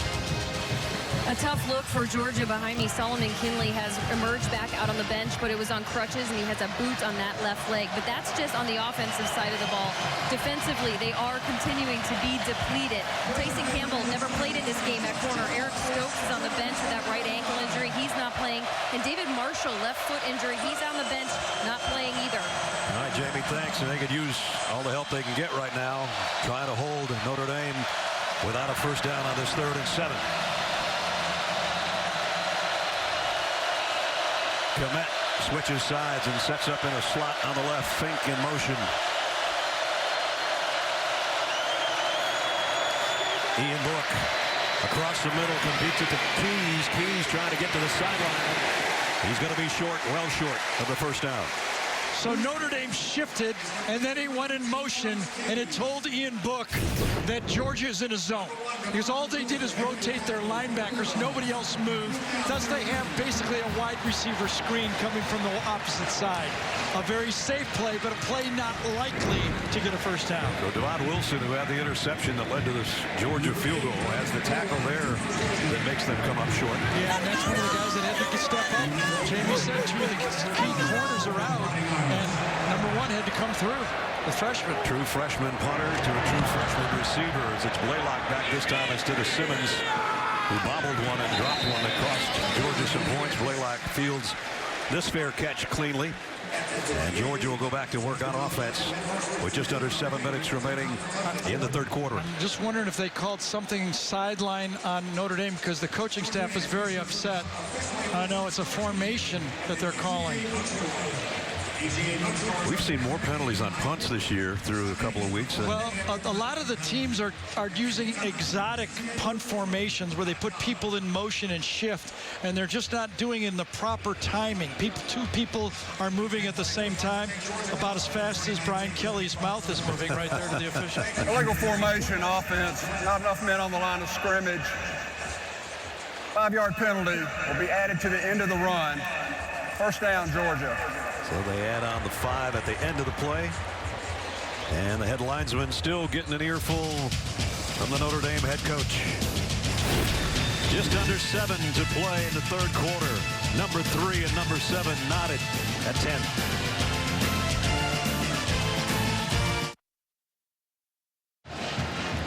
Tuesday on CBS, Ziva is back on the season premiere of television's #1 drama, NCIS. Tuesday at 8, 7 Central on CBS. Well, Jeremiah Owusu-Koramoah is an edge defender, kind of like a rover. Has to play in space. He makes the tackle in space, comes up, handles a one-on-one tackle. He is an elite player, has elite quickness. Really, all over the field, he has been tonight probably the star, except for maybe the safeties. The star of the defense has been number 6.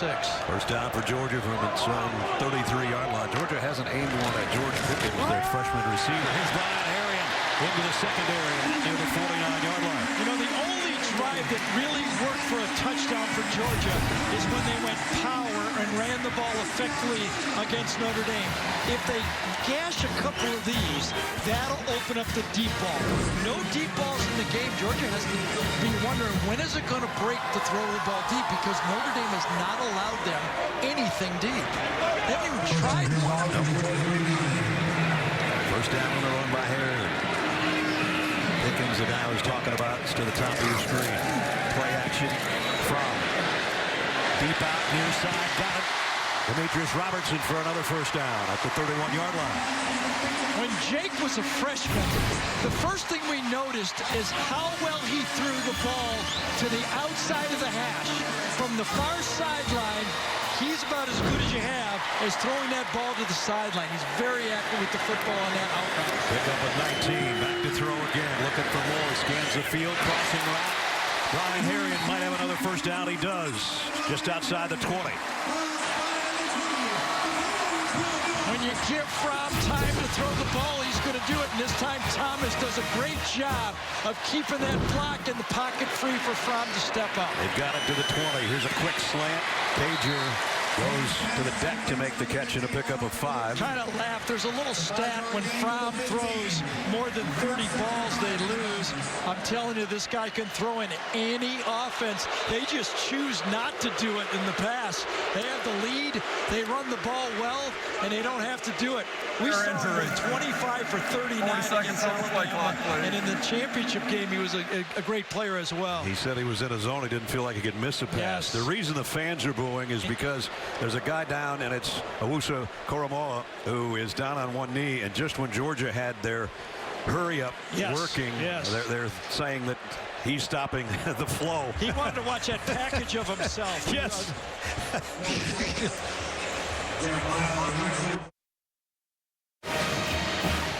Brad, I think the fans were correct. Watch the 2 players involved. Number 6 goes down.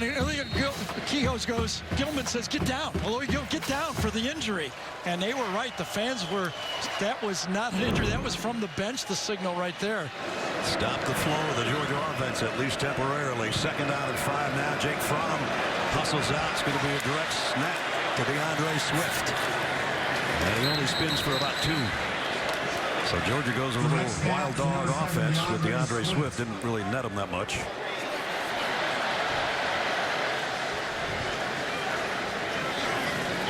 So now they find themselves with a 3rd down just when they had things rolling.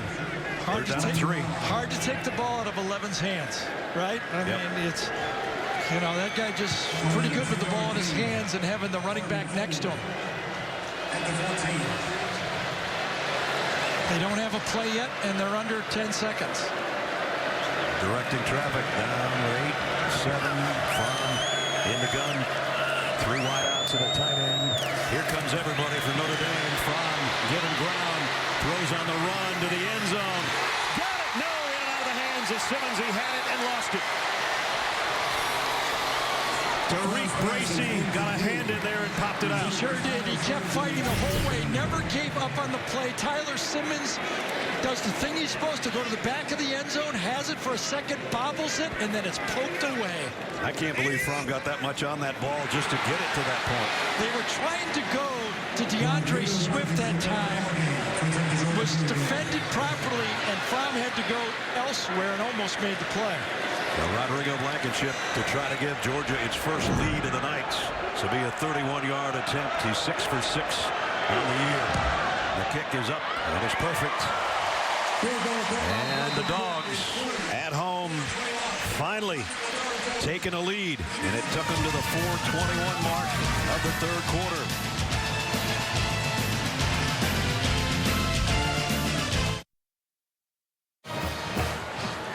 Some mysteries can't be explained. Don't miss the premiere of Evil Thursday at 10, 9 Central on CBS. Georgia fans think Notre Dame was pretty evil through 3 quarters here with the lead, with Georgia being a heavy favorite, but Rodrigo Blankenship's field goal has given Georgia its first advantage, 13-10. And the fake injury by Musa Koromora that time was big. That stopped the flow by Georgia on that drive. And Hot Rod Blankenship gets it 6 yards deep in the end zone. Will take a knee. Lawrence Keys, and they'll bring it out to the 25-yard line. We've been talking about Ian Book and who he reminded Gary of, and this is the guy we were talking about a little bit earlier. Yeah, those quick feet, being able to do a lot of things in the pocket, Joe. Throwing on the run, he was a magician. He got to be a better pocket passer when he went to the NFL, but his style when he played, when he played, I just remember how quick he was in the pocket. Got a hold. How do you have a holding call on a touchback? Not quite sure, but yeah, it was about the 40-yard line they called it. So as the ball was sailing, they're going to take a 10-yard retreat here. You know what I remember about Joe?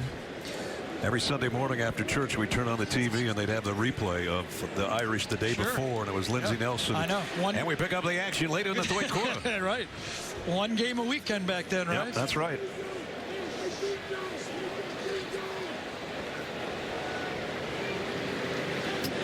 The initial signal from the official was holding, but maybe it was this instead. Yeah. It was probably hold off all the talk. This might be a good no call, or a call on both teams and offsetting. They don't want to get in the way of this, do they? Yeah, right. Holding during the kick, number 44 of the receiving team. Penalty will be 10 yards from the previous spot for a re-kick. Well, if they re-kick, Rodrigo Blankenship's going to kick it out of Clark County up over the scoreboard. That must be, I wonder if that's on a untouched ball, if there's any options for Kirby to take. Because he'd rather move him back, wouldn't he? For than sure. re-kick? Yes. The only thing I can speculate is he has no choice but to re-kick.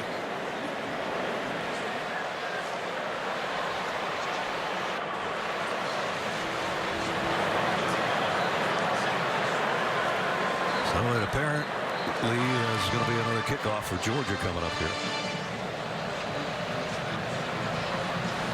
That's a new one on me. No, that's the only thing I think, unless they're going to try an onside kick here. Yeah, we've seen Kirby with some. But he had to explain to Kirby what the deal was. And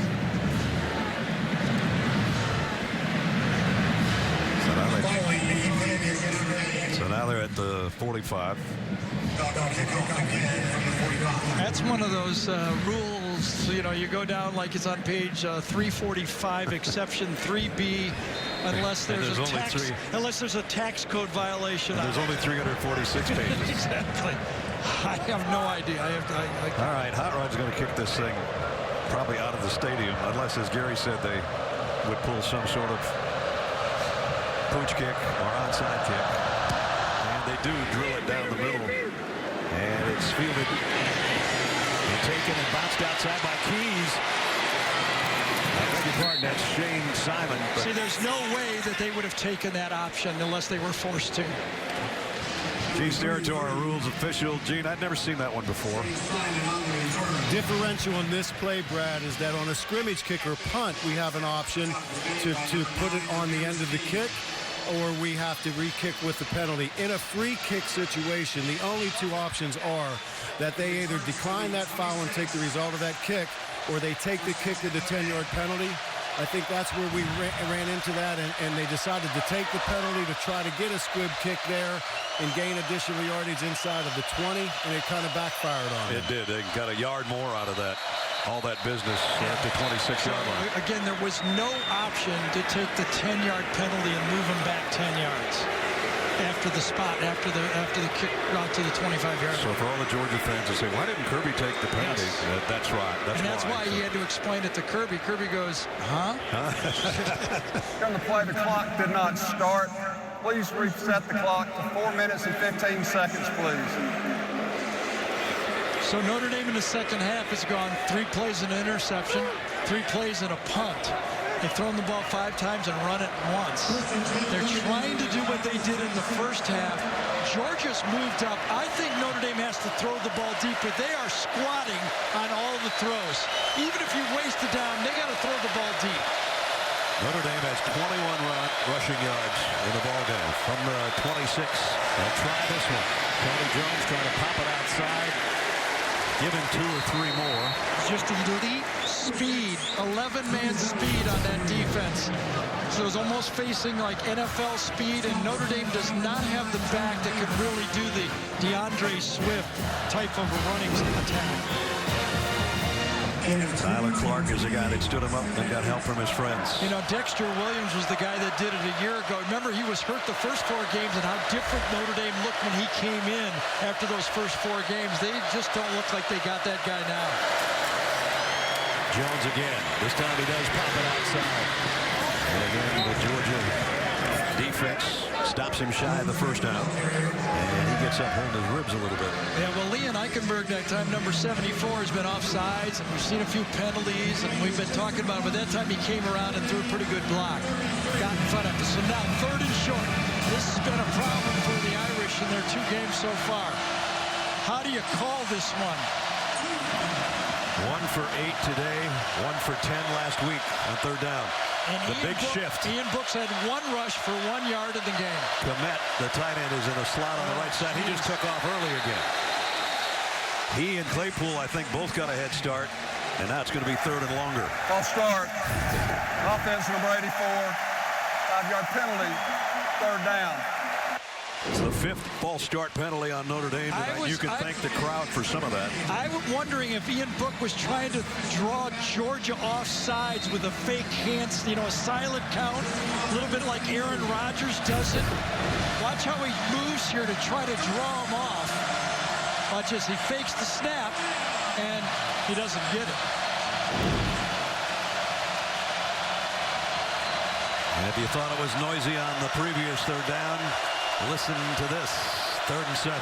They better be careful. Gonna have to take a timeout. Did Brian Kelly take one or not?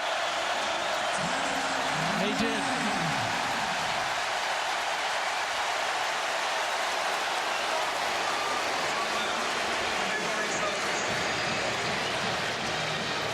.234 remaining in the 3rd quarter.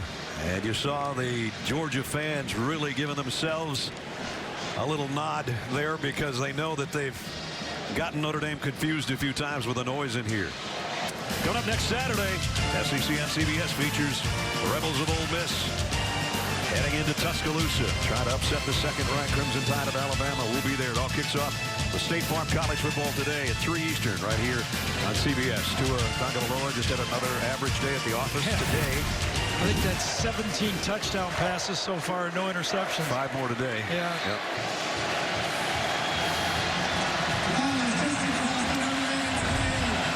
Remember, these 2 guys aren't out there either, so Tony Jones has to carry all the load himself. Notre Dame down to 1 timeout after taking that one. 3rd and 7. Empty backfield. Ian Book looking left, goes that way, throws, he's short of the 1st down. Right as he caught it, he made the tackle, not an inch. Now they're going to say incomplete, I think. Yes.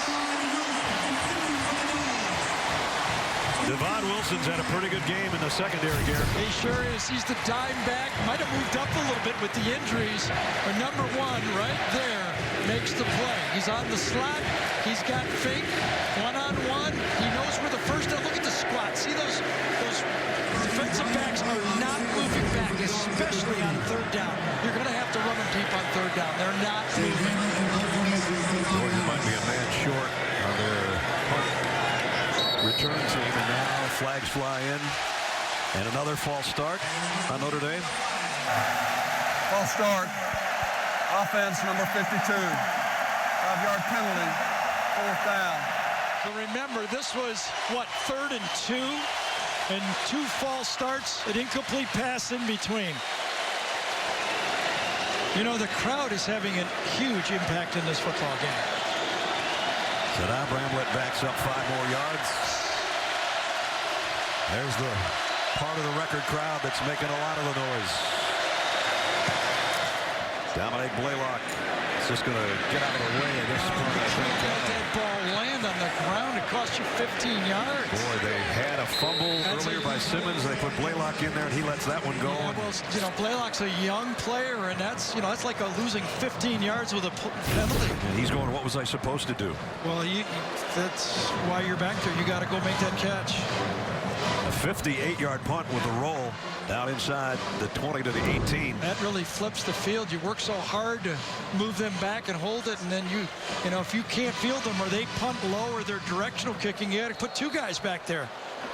Whatever, but that really hurts you losing 15 yards not catching the ball on a 40-yard punt. There's a look at Dooley Field in Sanford Stadium. 93,246. Largest crowd ever to watch a football game in this facility or in the state of Georgia for that matter. And now the Dogs with a lead with 2:18 remaining from the 18-yard line. DeAndre Swift got it out to the 25. DeAndre Swift, when he scores a touchdown, Georgia's 11-1. He does have a 3-yard touchdown earlier in the game, but he's had to work for his yards. 61 yards on 12 carries for DeAndre. Well, we do all the SEC games and talk to all the coordinators, and every defensive coordinator in the league says they hold their breath because number 7 can take it to the house on any play. Notre Dame has controlled them so far. James Cook in motion. He fakes the handoff, and here's Swift. And a hurdle into the secondary for DeAndre Swift. And another first down, Georgia. He went right over number 20, Sean Crawford, that time. Barely broke stride. I don't know if he was a hurdler in high school, but he could have been. That's pretty, isn't it? Yeah, it is. First down at the 35. You know, the three and outs from the Notre Dame offense is now catching up with their defense. Swift stays in there in the backfield with Jake Fromm in the final minute of the third quarter. DeAndre ran into a wall. Now he got into the secondary. He's got another first down. Spinning his way. It appears for a first down at the 45. It's so important for the offense to help the defense. When you go 3 and out 3 straight times, your defense starts to get gassed. And those tackles that were so easy now become arm tackles. Now we get another Notre Dame player down, and again the crowd is going to boo.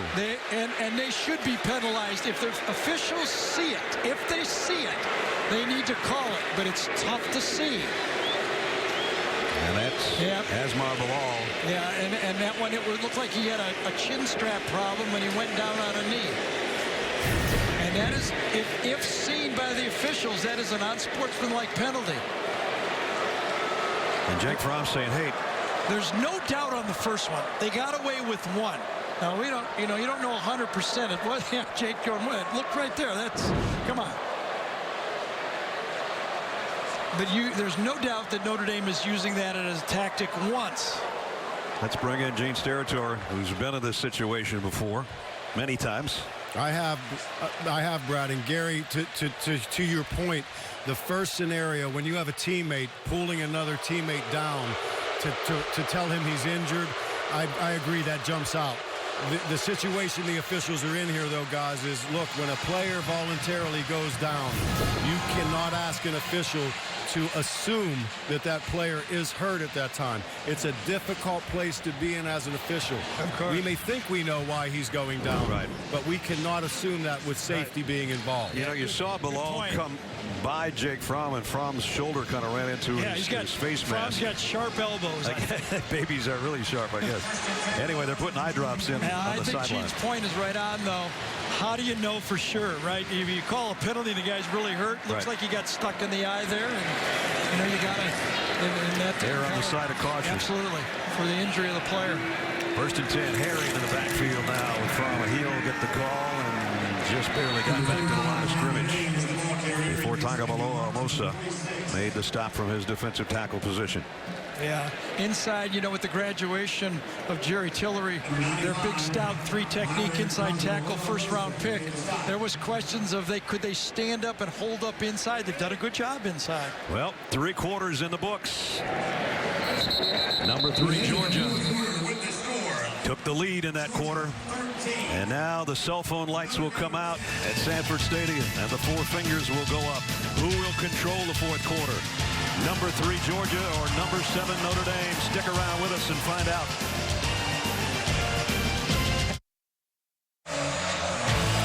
During the timeout, the LED lights go down, the red lights come out, and then the cell phones look like fireflies in the Georgia night. And that's the setup to set up our 4th quarter. 13-10. Number 3, Georgia leading number 7, Notre Dame. 15 minutes remaining.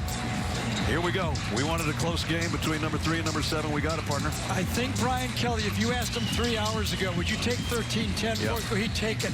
But the bad part is 3 straight 3-and-outs. He's starting to get a gas defense. The Georgia team has run 22 plays in the 3rd quarter, and they really had to take 1 dive to slow them down, and for instance, to slow down 1 drive. So right now, Georgia has taken control of this football game. Let's see how Jake Fromm does to open the 4th quarter. From the 46-yard line, Fromm throws long left sideline. Got it to Cager.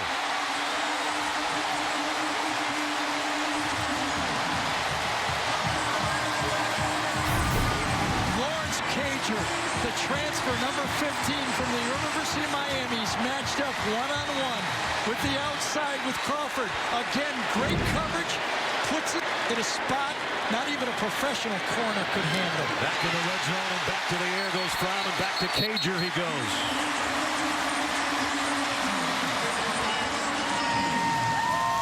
Flag down. This time it's a slant. Went fade, come back to a slant. Did he have his hands on him before the catch? Fouls for illegal touching. Offense number 89. Number 89 was covered by a wide receiver. 5-yard penalty. First down. Penalties on Charlie Warner, and he sort of shrugs his shoulders as if to say, I don't get it. I was set up where I wanted to be. It must be he went downfield and hit somebody before the ball was completed downfield. Because he's covered, he's not allowed to go down the field and block. Cager lined up on the line of scrimmage and covered up his eligible receiver. There's the contact back there with Warner running into Drew White, the middle linebacker. If you see it, covered the tight end on the play, it's a good call. When Warner goes downfield and blocks, that is an illegal play. So just when it looked like it was going to be 1st and goal, instead it's 1st and 15 back around the 23. And remember earlier they had the unnecessary roughness on the goal line that backed them up and stalled when they had the 4-play -1-yard drive. Another penalty that could stall a potential touchdown drive. This Notre Dame defense has to force a field goal to stay in this game. Simmons, Pickens, and Blaylock, the 3 wideouts for Jake Fromm on 1st and 15. They'll keep it on the ground to Harriet. Harriet, a little juke move, nice move to the 15. Got some of it back. Doesn't it look different? Doesn't it look like Georgia is faster now? In the first half, it looked like the Irish had the fast legs. Now they've worn down just a half a step, and the Georgia players look quicker. And the tackling's not quite as crisp. Not as crisp. Usually when they say poor tackling, you think the guy doesn't know how to tackle. What it is, he's out of position. That's why he's reaching and making plays. Right now, the Irish aren't in as great a position as they were in the first half, and they were fresher. Inside the 15. Here comes the blitz. Here's the lob to the corner. Pickens. No. That's great coverage. It would have taken a fantastic catch by Pickens. This time it was Bracey, number 28. Remember, he popped the ball out earlier in the game on the fade. He's got it one-on-one. It's just him. I think that's the first time they've targeted him, Gary. Didn't he have one where he knocked the guy out of the back of the end zone on one? I thought he knocked the ball loose. Might be wrong. I think that's a good call. That's fighting for a 50-50 ball. Yep. He A had little bit of a grab. jersey right there. He had some jersey. It's hard to use your vertical when a guy's got his hands on the jersey, right? Third down and 7. They could have called that. Third look. All out blitz. Fromm lets it fly. Back shoulder. Cager. Touchdown. I think he got his right foot down.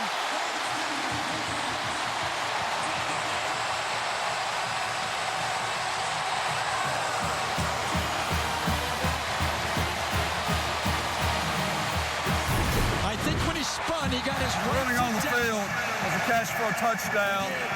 That play is under further review.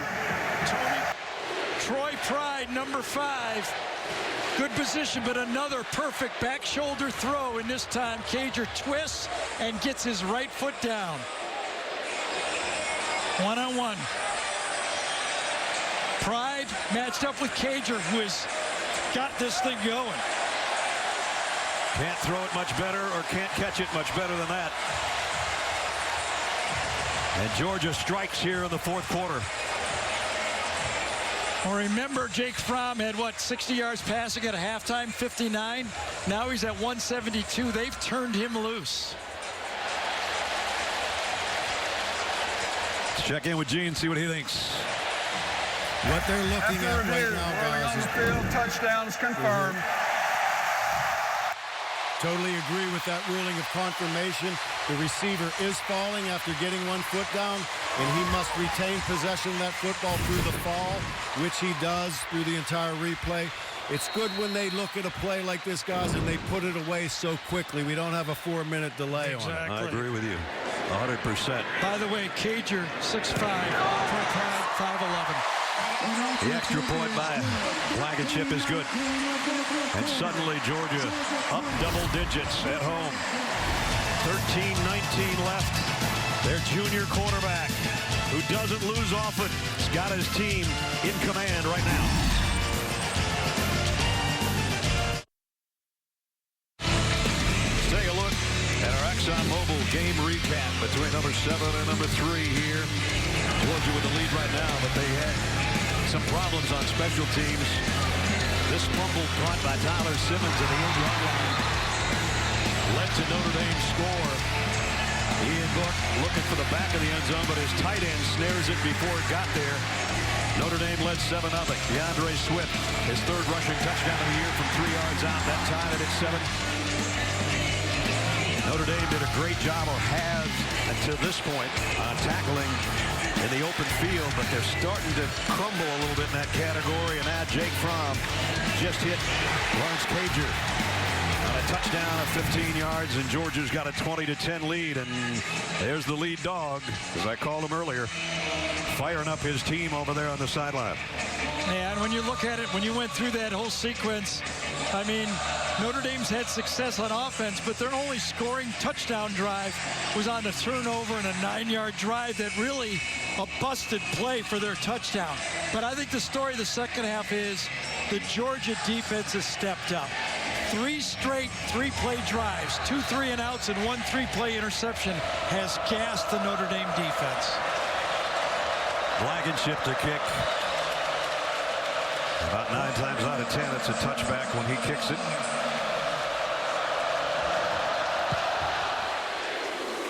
And same story, different day. 13-19 to play in regulation. If you're just joining us, Brad Nessler, Gary Danielson, Jamie Erdahl, and Gene Steratore from a sold-out Sanford Stadium, Dooley Field, the largest crowd ever to see a football game here. 93,246. The toughest ticket probably ever in this stadium's history. No foul for an illegal wedge. So we're going to pick down that to flag. 25-yard line. Brian And again, Kelly that is a new rule. Even if you form the wedge and don't block anyone, it'll be called an illegal wedge. Even if you put 2 players together, it's an illegal wedge. You don't even have to block anyone.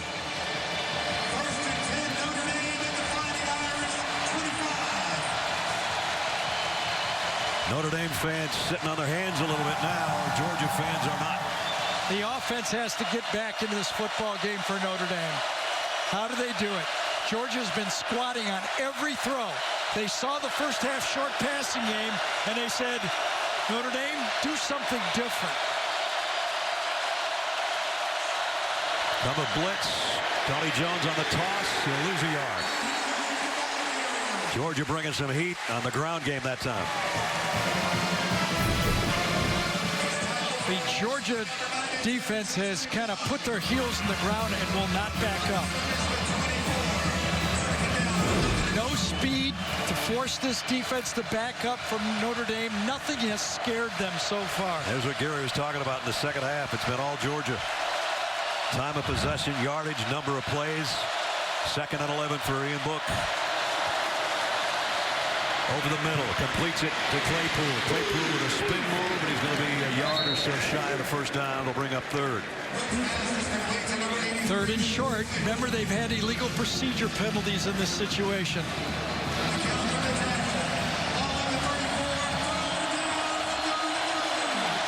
All 3 receivers to the near side. Jones, I think he got the first down. Didn't end up there, but I think he got enough forward progress to move the sticks. And he did. And right now, the Georgia defensive staff and players are going, thank you, we need a blow. 2 or 3 more first downs, get into scoring position. I bet Brian Kelly already is thinking, if we get this thing near the 50-yard line, I'm playing 4-down football. The first down of the half for the Fighting Irish. From the 35, Fink in motion. They fake the toss to him. And now Book comes up, fires, got a man wide open out there. Tremble, Tommy Tremble.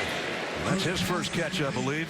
Nice call by the staff from Notre Dame that time. Chip Long knows his team needed something. They twisted it around a little bit, found a little different wrinkle, and got the play. Tommy Tremble, whose daddy played here for Georgia in the secondary back in the day in the 90s. Highly recruited kid from this part of the country. And that's his first catch, and it's a big one. Here's a flea flicker. Book getting chased, throws on the run, and it is intercepted by J.R. Reed. He's had his hands on 2 other ones. He got both hands on that one. This is a veteran move and an athletic move at the same time. Watch how far J.R. Reed is away from this receiver when he breaks on the ball. What a play by the leader of that secondary.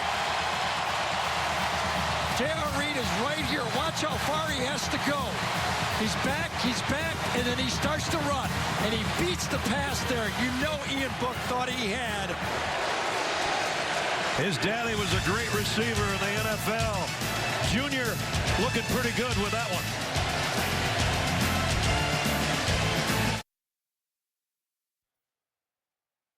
The Home Depot SEC on CBS is sponsored by Sonic,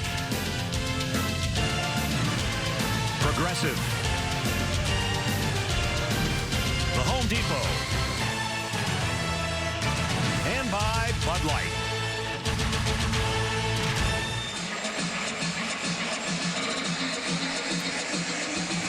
The interception was under review, Gary. Yeah, first thing, you're going to get a corner blitz here from the outside by number 26, Tariq McGee. But the play that J.R. Reed, he's 10 yards deep on this play. Interceptions to go. Watch J.R. Reed, how deep he is on this play and how he reacts.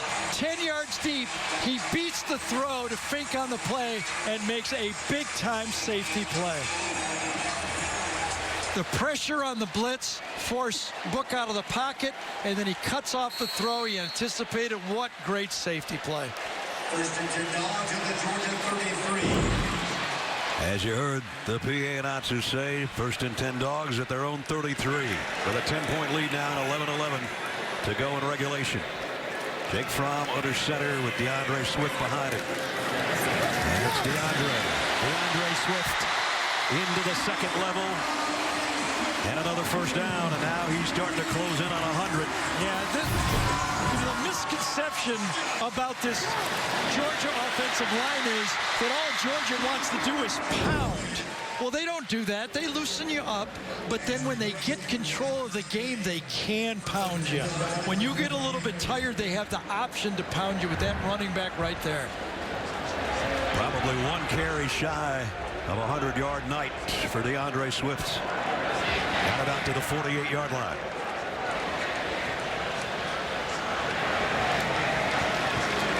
Isaiah Wilson, number 79 in the game, did not start, been injured, but he has made some key blocks like that one right there again. Swift got to the 50. That should put him just about at 100. Yeah, he's electric, and he can cut. We've been seeing this for 3 years, basically. When he sticks his foot in the ground, he can cut, power inside, he catches the ball to the backfield, and when he gets to the second level, he can go over the second level. He makes his own level there. Yes. He's got 98 yards on 16 carries. That's the fear. He's like Ezekiel Elliott. He's like a touchdown waiting to happen at any time. Brian Herrion's going to give him a breather. Herrion hasn't had a bad game either. Fromm off the play fake. Throws down the middle and throws a dart to Demetrius Robertson again. What a read by the quarterback this time. The linebacker jumps the running back, so you're going to come behind him. Watch him jump the running back inside. When you got the running back, look at the space behind the linebacker. You know you're going to throw it in that area. All of us that have played quarterback, that's the read. You watch that middle linebacker. If he jumps those running backs, you're going right over his shoulder. So another Georgia first down at the 35.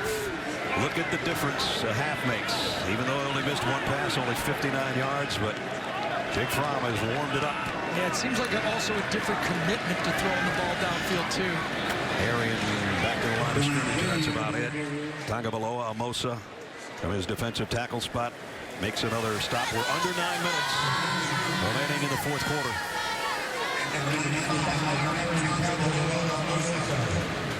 Yeah, and Jake Fromm's so smart. He's also now starting to work that clock. Snaps the ball late in the play clock. He knows he's got the lead. No need to go fast now. See it? He knows exactly where it is. Going to get that thing down under 10 before he even starts to lift the foot up.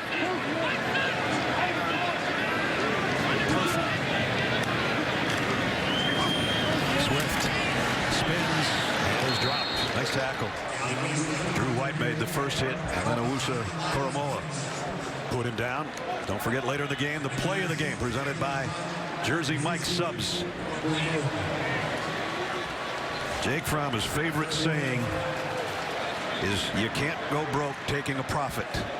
Well, he's profiting here in the second half for his third-ranked Bulldogs. It was interesting. We asked J.R. Reed, who faces him all the time in practice Friday, what makes him so good? And he goes, I tell our guys, you have to disguise, but if we do, if one guy's out of sync, he'll read it and gas you.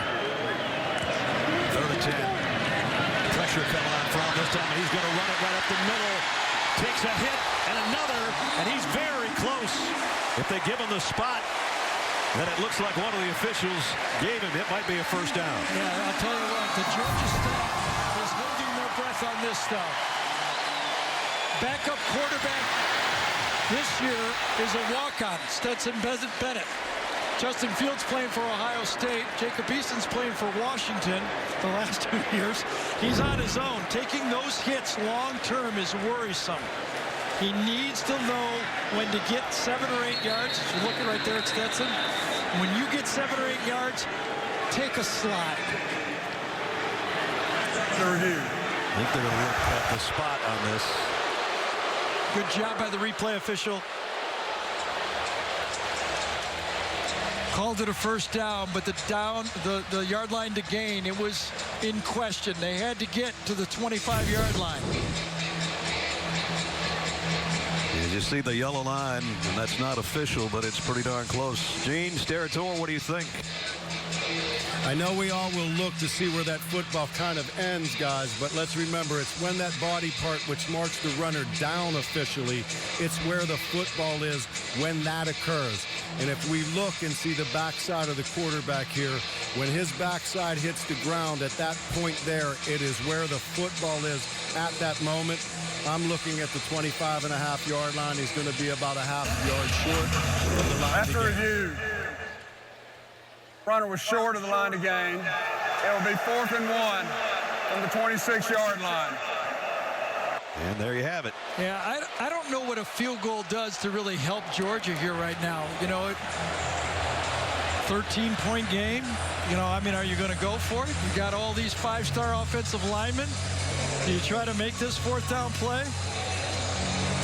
The discussion going on with Robertson, I think Kirby if I'm Smart. Kirby Smart, I'm going to go for this.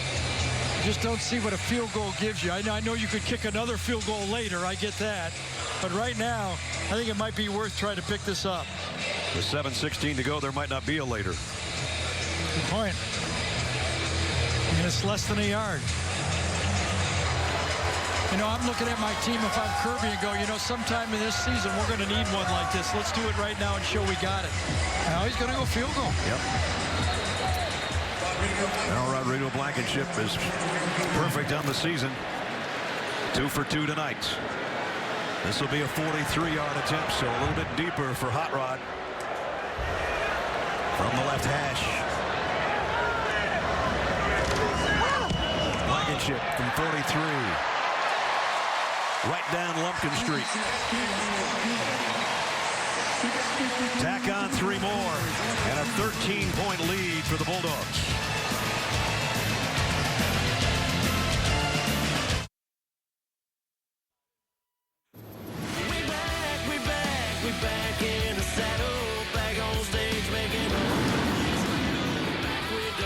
To the back of the end zone. Caught by Clement for the touchdown. DeAndre Swift to the end zone. Touchdown, Georgia. Makes the catch. Did he get the foot in? Yeah!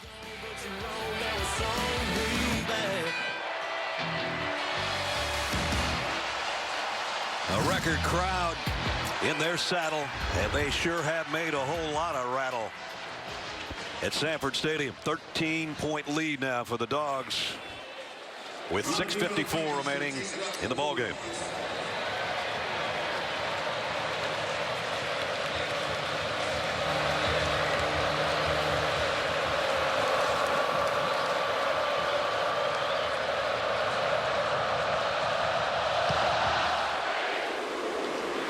Out to the 25 for the Notre Dame offense, and out to New York and Adam Zucker. Zook. Hey, Ness. Texas was down at home to undefeated Oklahoma State in their conference opener until flea flicker. Sam Ehlinger connecting with Cade Brewer for his 4th touchdown pass of the night. Longhorns defense stepping up as well. They're up 13 with about 2 minutes to go. Back to you. Here we've got just under 7 to go. The second half possession's not pretty. Yeah, so when you got 14 plays in this whole second half, that's you know, not good enough. It's going to have to be, remember the end of the half, that field goal drive Notre Dame, that's how the tempo they're going to have to play now. They don't have time to waste anything. They got to play up-tempo right from the start. Book quick slant knocked out of the hands of the intended receiver Claypool. He took a shot. Richard LeCounte and Tyreek McGee put the wood to him. Yeah, and again, this Georgia defense is not backing up. No deep balls, nothing down the middle, and the safeties are jumping everything that comes in front of them right now. LeCounte and J.R. Reed, the veteran safeties back there for Georgia. 2nd and 10. Book, quarterback draw. He's going to throw off it. Got it to Komet. I thought he was going to run with it, but he threw. Komet's got reception number 8. So Komet had 7 catches in the first half, and he's been blanked in the second half. Until now. That was a nifty play. It was. I don't know if it was drawn up that way, but it worked. Yep.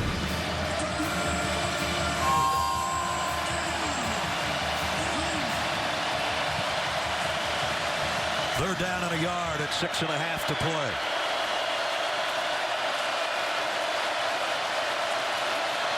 They fake it to Jones. They come up fire, an easy pitch and catch to Claypool for the first down.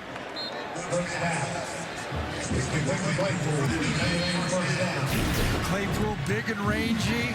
This time almost conceded. If you're going to throw the quick out on 3rd and 1. I might have to give that to you. Well executed. It was off the play action play, but he knew he had Claypool all the way. Book scans the field, has time, pump fakes. Running for his life now. He'll keep it. He got a good gain out of it. It's good out of Jamie. A great snag there by Chase Claypool in that last play. He is a talent that comes from outside of Vancouver, a small town called Abbotsford. Not a lot of wide receivers come out and go on to play Division I football. They have an entire wall dedicated to him at his high school of photos. We all go to schools where there's a ton of athletes that move on. Well, this wall you can see at Abbotsford's primary, secondary, and it's pretty unbelievable the fact that they're so proud of him up there. No doubt. He's a heck of a player. Just picked up 8. Second down and 2.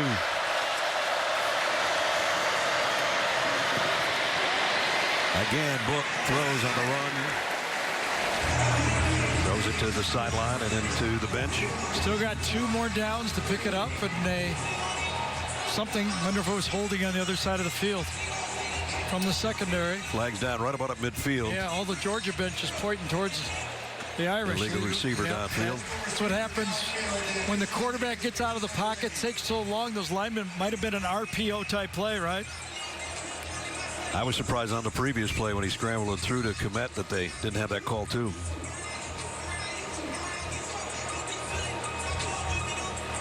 Here it is. I wonder if it was the center, Jarrett Patterson, number 50. An eligible receiver, downfield number 72. 5-yard penalty. Second down. That's the right tackle, Hainsey. So let's watch, see how far he gets down. You're allowed 3 yards. He blocks. He's less than 3.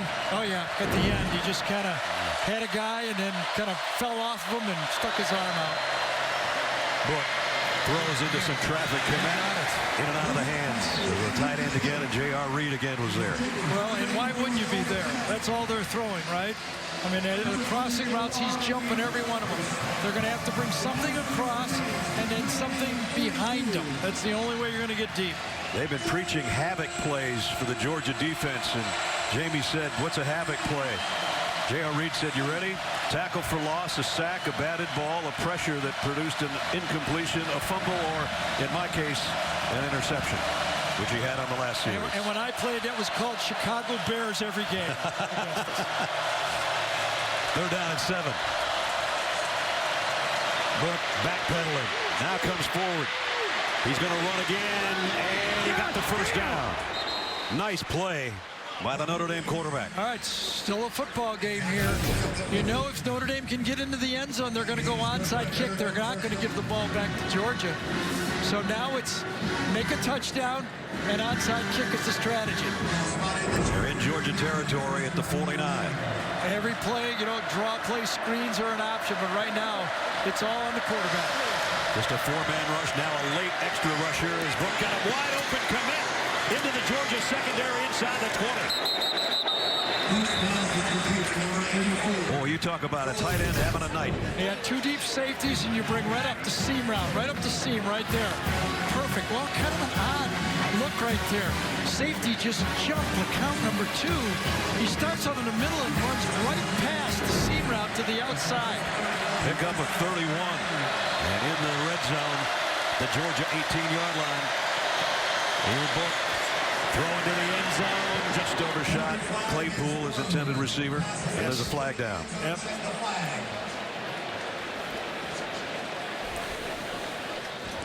Personal foul.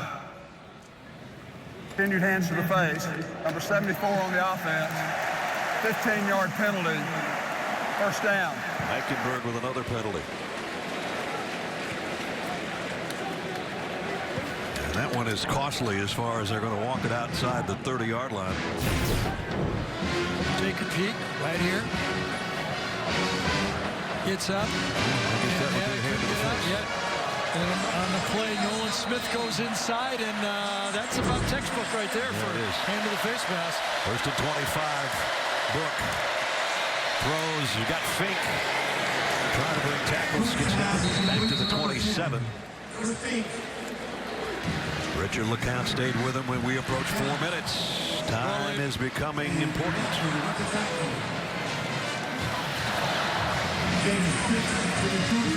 Remember, Notre Dame's only got one timeout remaining.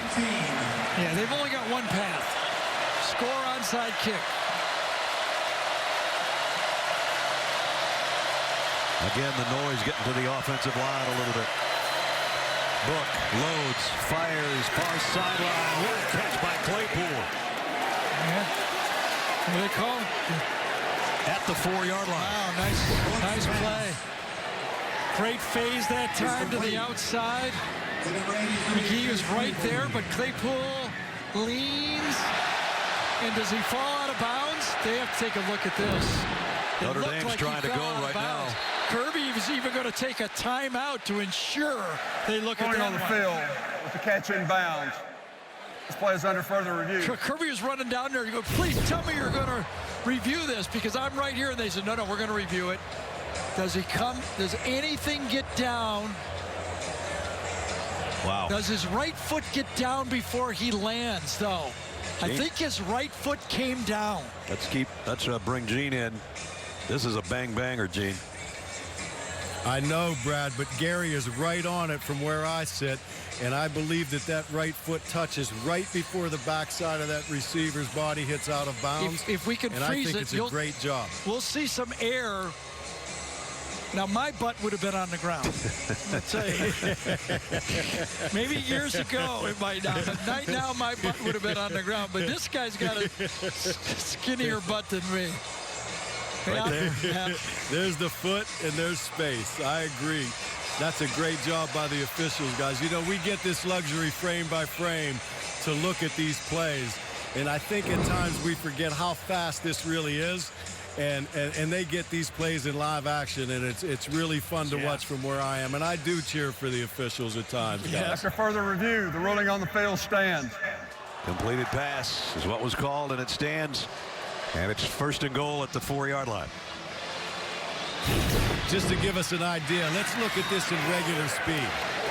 That's what you officiate now. That's what those guys on the field are looking at. Yeah, great call. Great point, Gene. And they do it all game, and we pick apart the bad ones. Kind of our job, but remember all the good ones they call. 1st and goal, Notre Dame.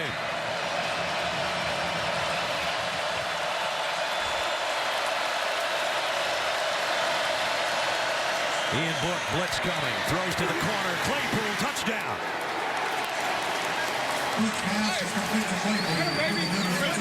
They needed a score in a hurry. They got one. Yeah, again, remember last time they were inside the 10, they threw. Well, they throw again. Let's see if the pressure release. This time's a stop. It's not a back shoulder, it's a stop. Kind of gives them a little bit of a shove. McGee, you know, if you push with your elbow, you get away with it. McGee could not stop fast enough, and Claypool got away with it. Claypool with his 2nd touchdown catch of the year, and a very, very big one. I learned that from Chris Collinsworth back in the day. He goes, you can push with your elbow all day, they'll never call it. Doyle's extra point is up and good. He was a Cincinnati Bengal when I heard that, by the way. But he was right. There's a flag down on the extra point.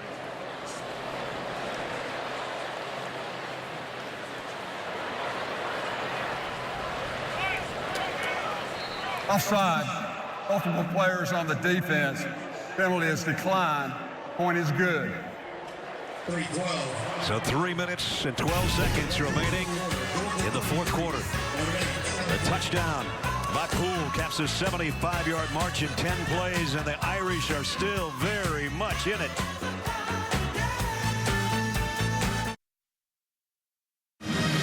From the executive producer, Chuck Lorre, comes A Love Story Made in America. Catch the original comedy, Bob Hart's Abishola, premiering Monday after The Neighborhood on CBS. So a 75-yard drive, by far the best of the night for the Irish, at 3:42 and 10 plays. Yeah, and they're back to within 6. Yeah, remember they blew 2 timeouts early in this half. Now they only have one. The option, you either go onside kick, but if you want to chance it and kick it deep, you could get the ball if you do everything right with 1 timeout with about 1:30 to go. That's Brian Kelly's choice. Georgia with a pooch kick here. Going to field it. And it's DeAndre Swift. Not a bad guy to have his hands on it, but they drop him in the open field nicely. So that's a decision that Brian Kelly's made. If they do it right, get a 3 and out, and Georgia does everything right, running the ball and not going out of bounds, they could get the ball with 1:30 to go. If they don't get a 3 and out, game's over. At the 24-yard line, Georgia with a 6-point lead and a veteran quarterback in Jake Fromm at the controls. And DeAndre Swift behind him. A lot of these Georgia players have not even seen the fourth quarter in the first 3 weeks of the season. James Cook on a sweep, and he's dropped by White. Loss of 4. Drew White, what a play. Just be patient, Notre Dame. You don't need to burn a timeout. Maybe Georgia will throw and stop the clock. Well, that middle linebacker out of Boca Raton, Florida, has had a big night, too. Yeah. He has. And again, this game, without the options and everything that he's faced in the first game, he feels more comfortable. He's just got more experience. You can see it on tape. Second down and 14. 2.5 minutes to go in the fourth quarter.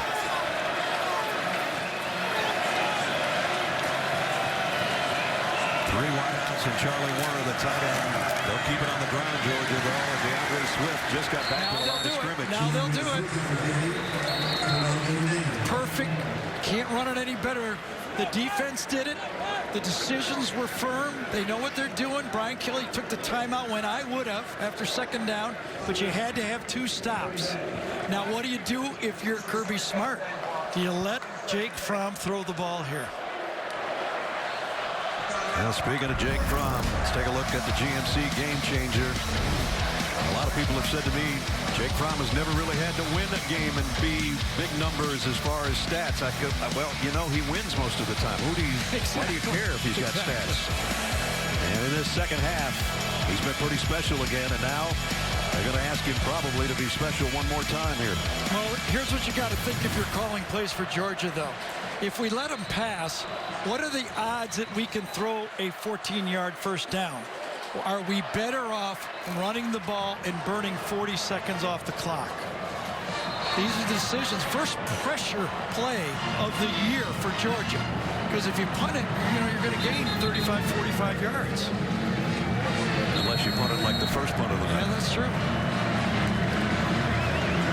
Well, we're about to find out if they're going to turn him loose or not. One thing to point out, well, we'll wait. Let's watch this one.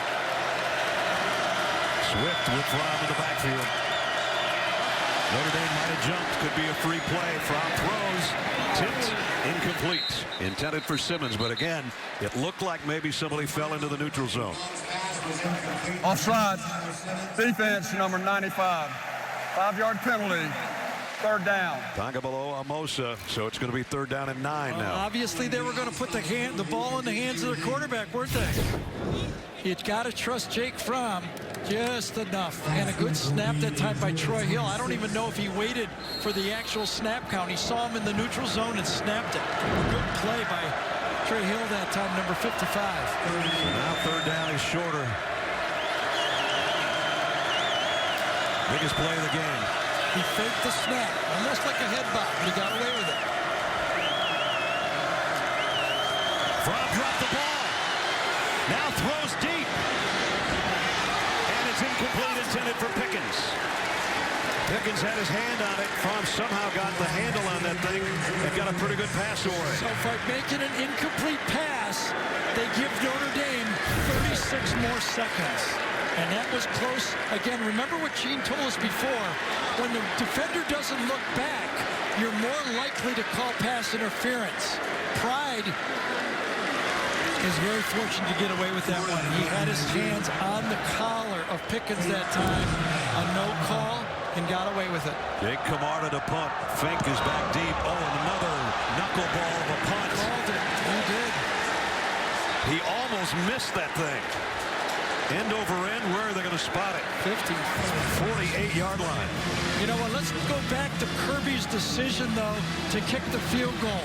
At least now he knows that they don't tie it with a field goal. They got to have a touchdown to win. That's why he went for that field goal. You got to give him credit for that decision. He forces Notre Dame to score a touchdown now instead of tying it with a field goal. Ian Book was sensational on Notre Dame's last drive. Does he have any more magic left? And the magic went through Claypool, number 83, and Komet, number 84. Irish fans are back into it now. The whole country's probably back into it right now. This is how you become a Notre Dame legend, pulling off one like this. From the 48. Book. Straight four-man rush for Georgia. Flushed out of the pocket, throws on the run and completes it. Tony Jones out of the backfield. Would have been better off having an incomplete. That's not enough yards. All that time for 2 yards is not worth it. Try to set up in a hurry. Down to a minute 40 from the Georgia 49. Low snap. Book handles it. Comes up firing. Complete to Claypool. Out of bounds with a first down. That's too easy. Claypool has been just a go-to receiver. He's off by, what, 15 yards? That must have been a corner blitz because the safety came over late on the play, bringing that corner cat, and the Book read it and delivered it. First down. This time Georgia brings pressure. He lobs one, and it's just going to be over by the hedges. Georgia had not brought a lot of pressure until that point right there.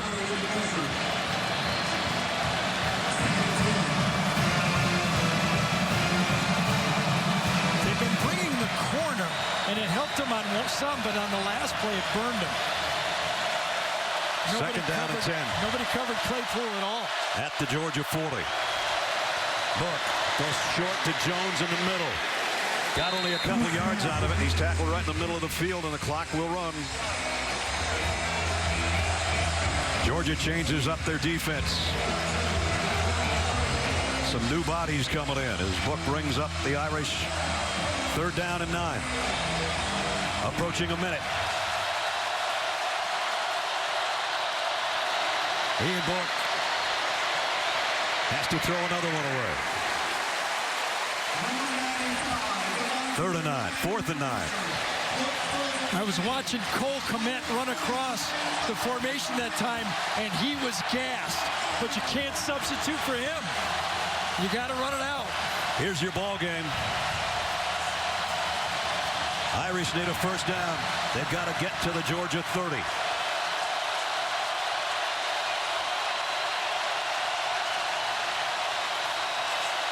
Book. Wait a minute. They blew the whistle. And Georgia took a timeout before the snap. For the snap. Timeout. And I think Georgia. the Notre Dame receivers are thankful for that timeout. 30 they seconds. were gassed. So the drama builds with just 58 seconds remaining. And a 4th down and 9 upcoming. Well, this is a timeout for Notre Dame, too, to catch their breath. That's what I said. The receivers needed it. I mean, they were, you could tell the last few routes, Cole Komet couldn't even get out of his stance, and they needed a blow. But, you know, as Georgia rotated their players, you're not going to rotate your good receiver. You got nobody else. So who do you go to? 83 or 84? I mean, that's been the money for the Irish offense in the second half. Georgia's won 15 straight games in this stadium. Can they hang on and preserve number 16 against the 7th-ranked Irish of Notre Dame? 4th and 9. It seems to me it would be hard to go again away from Claypool because he can win a 50-50 ball. He's at the bottom of the screen right here. This is the ball game if Notre Dame doesn't get a first down. Book's in trouble. Given chase, he's just going to lay it up in the middle of the field, and it's knocked down by Georgia. DJ Daniel got a hand on it, and you saw the exhale from Kirby Smart on the Georgia sideline.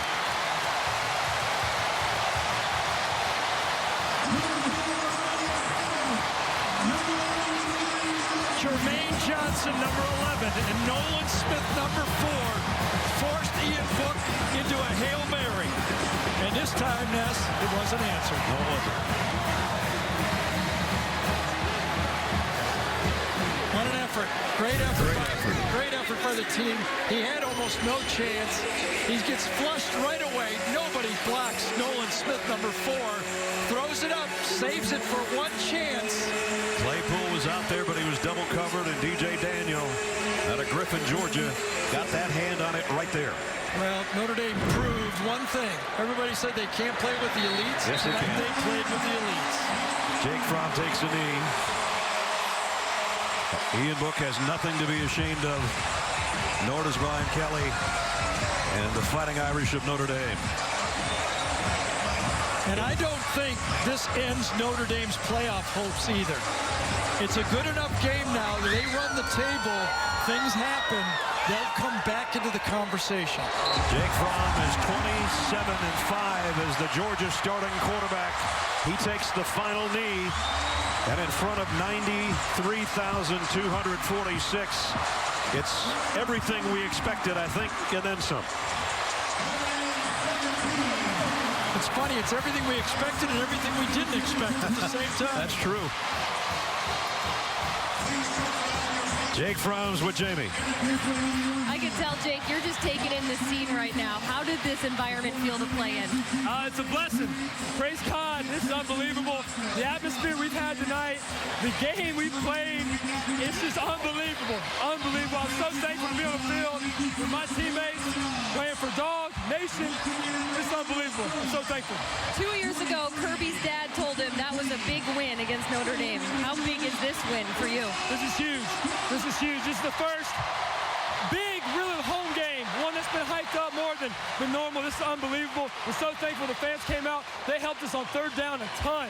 This is unbelievable. We're thankful to be here. How did your offense start to click more so in the second half than any other part of the game?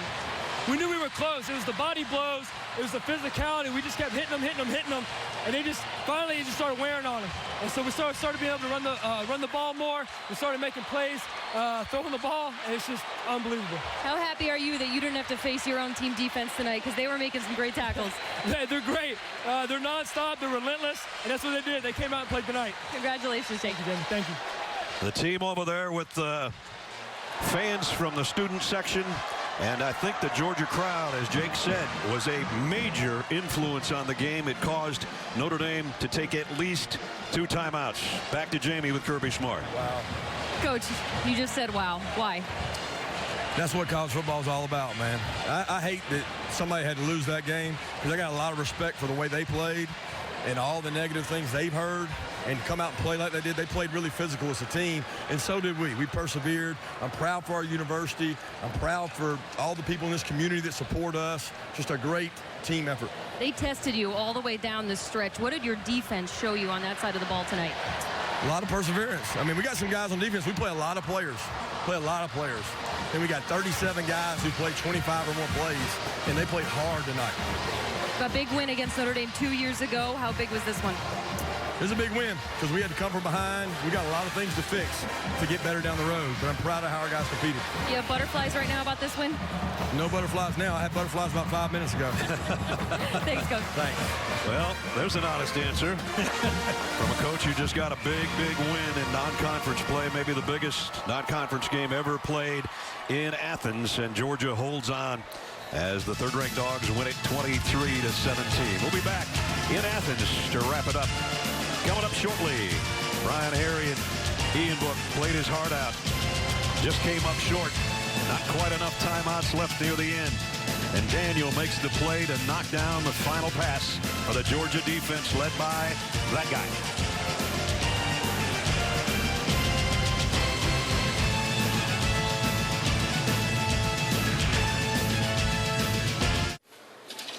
Is that quesadillas?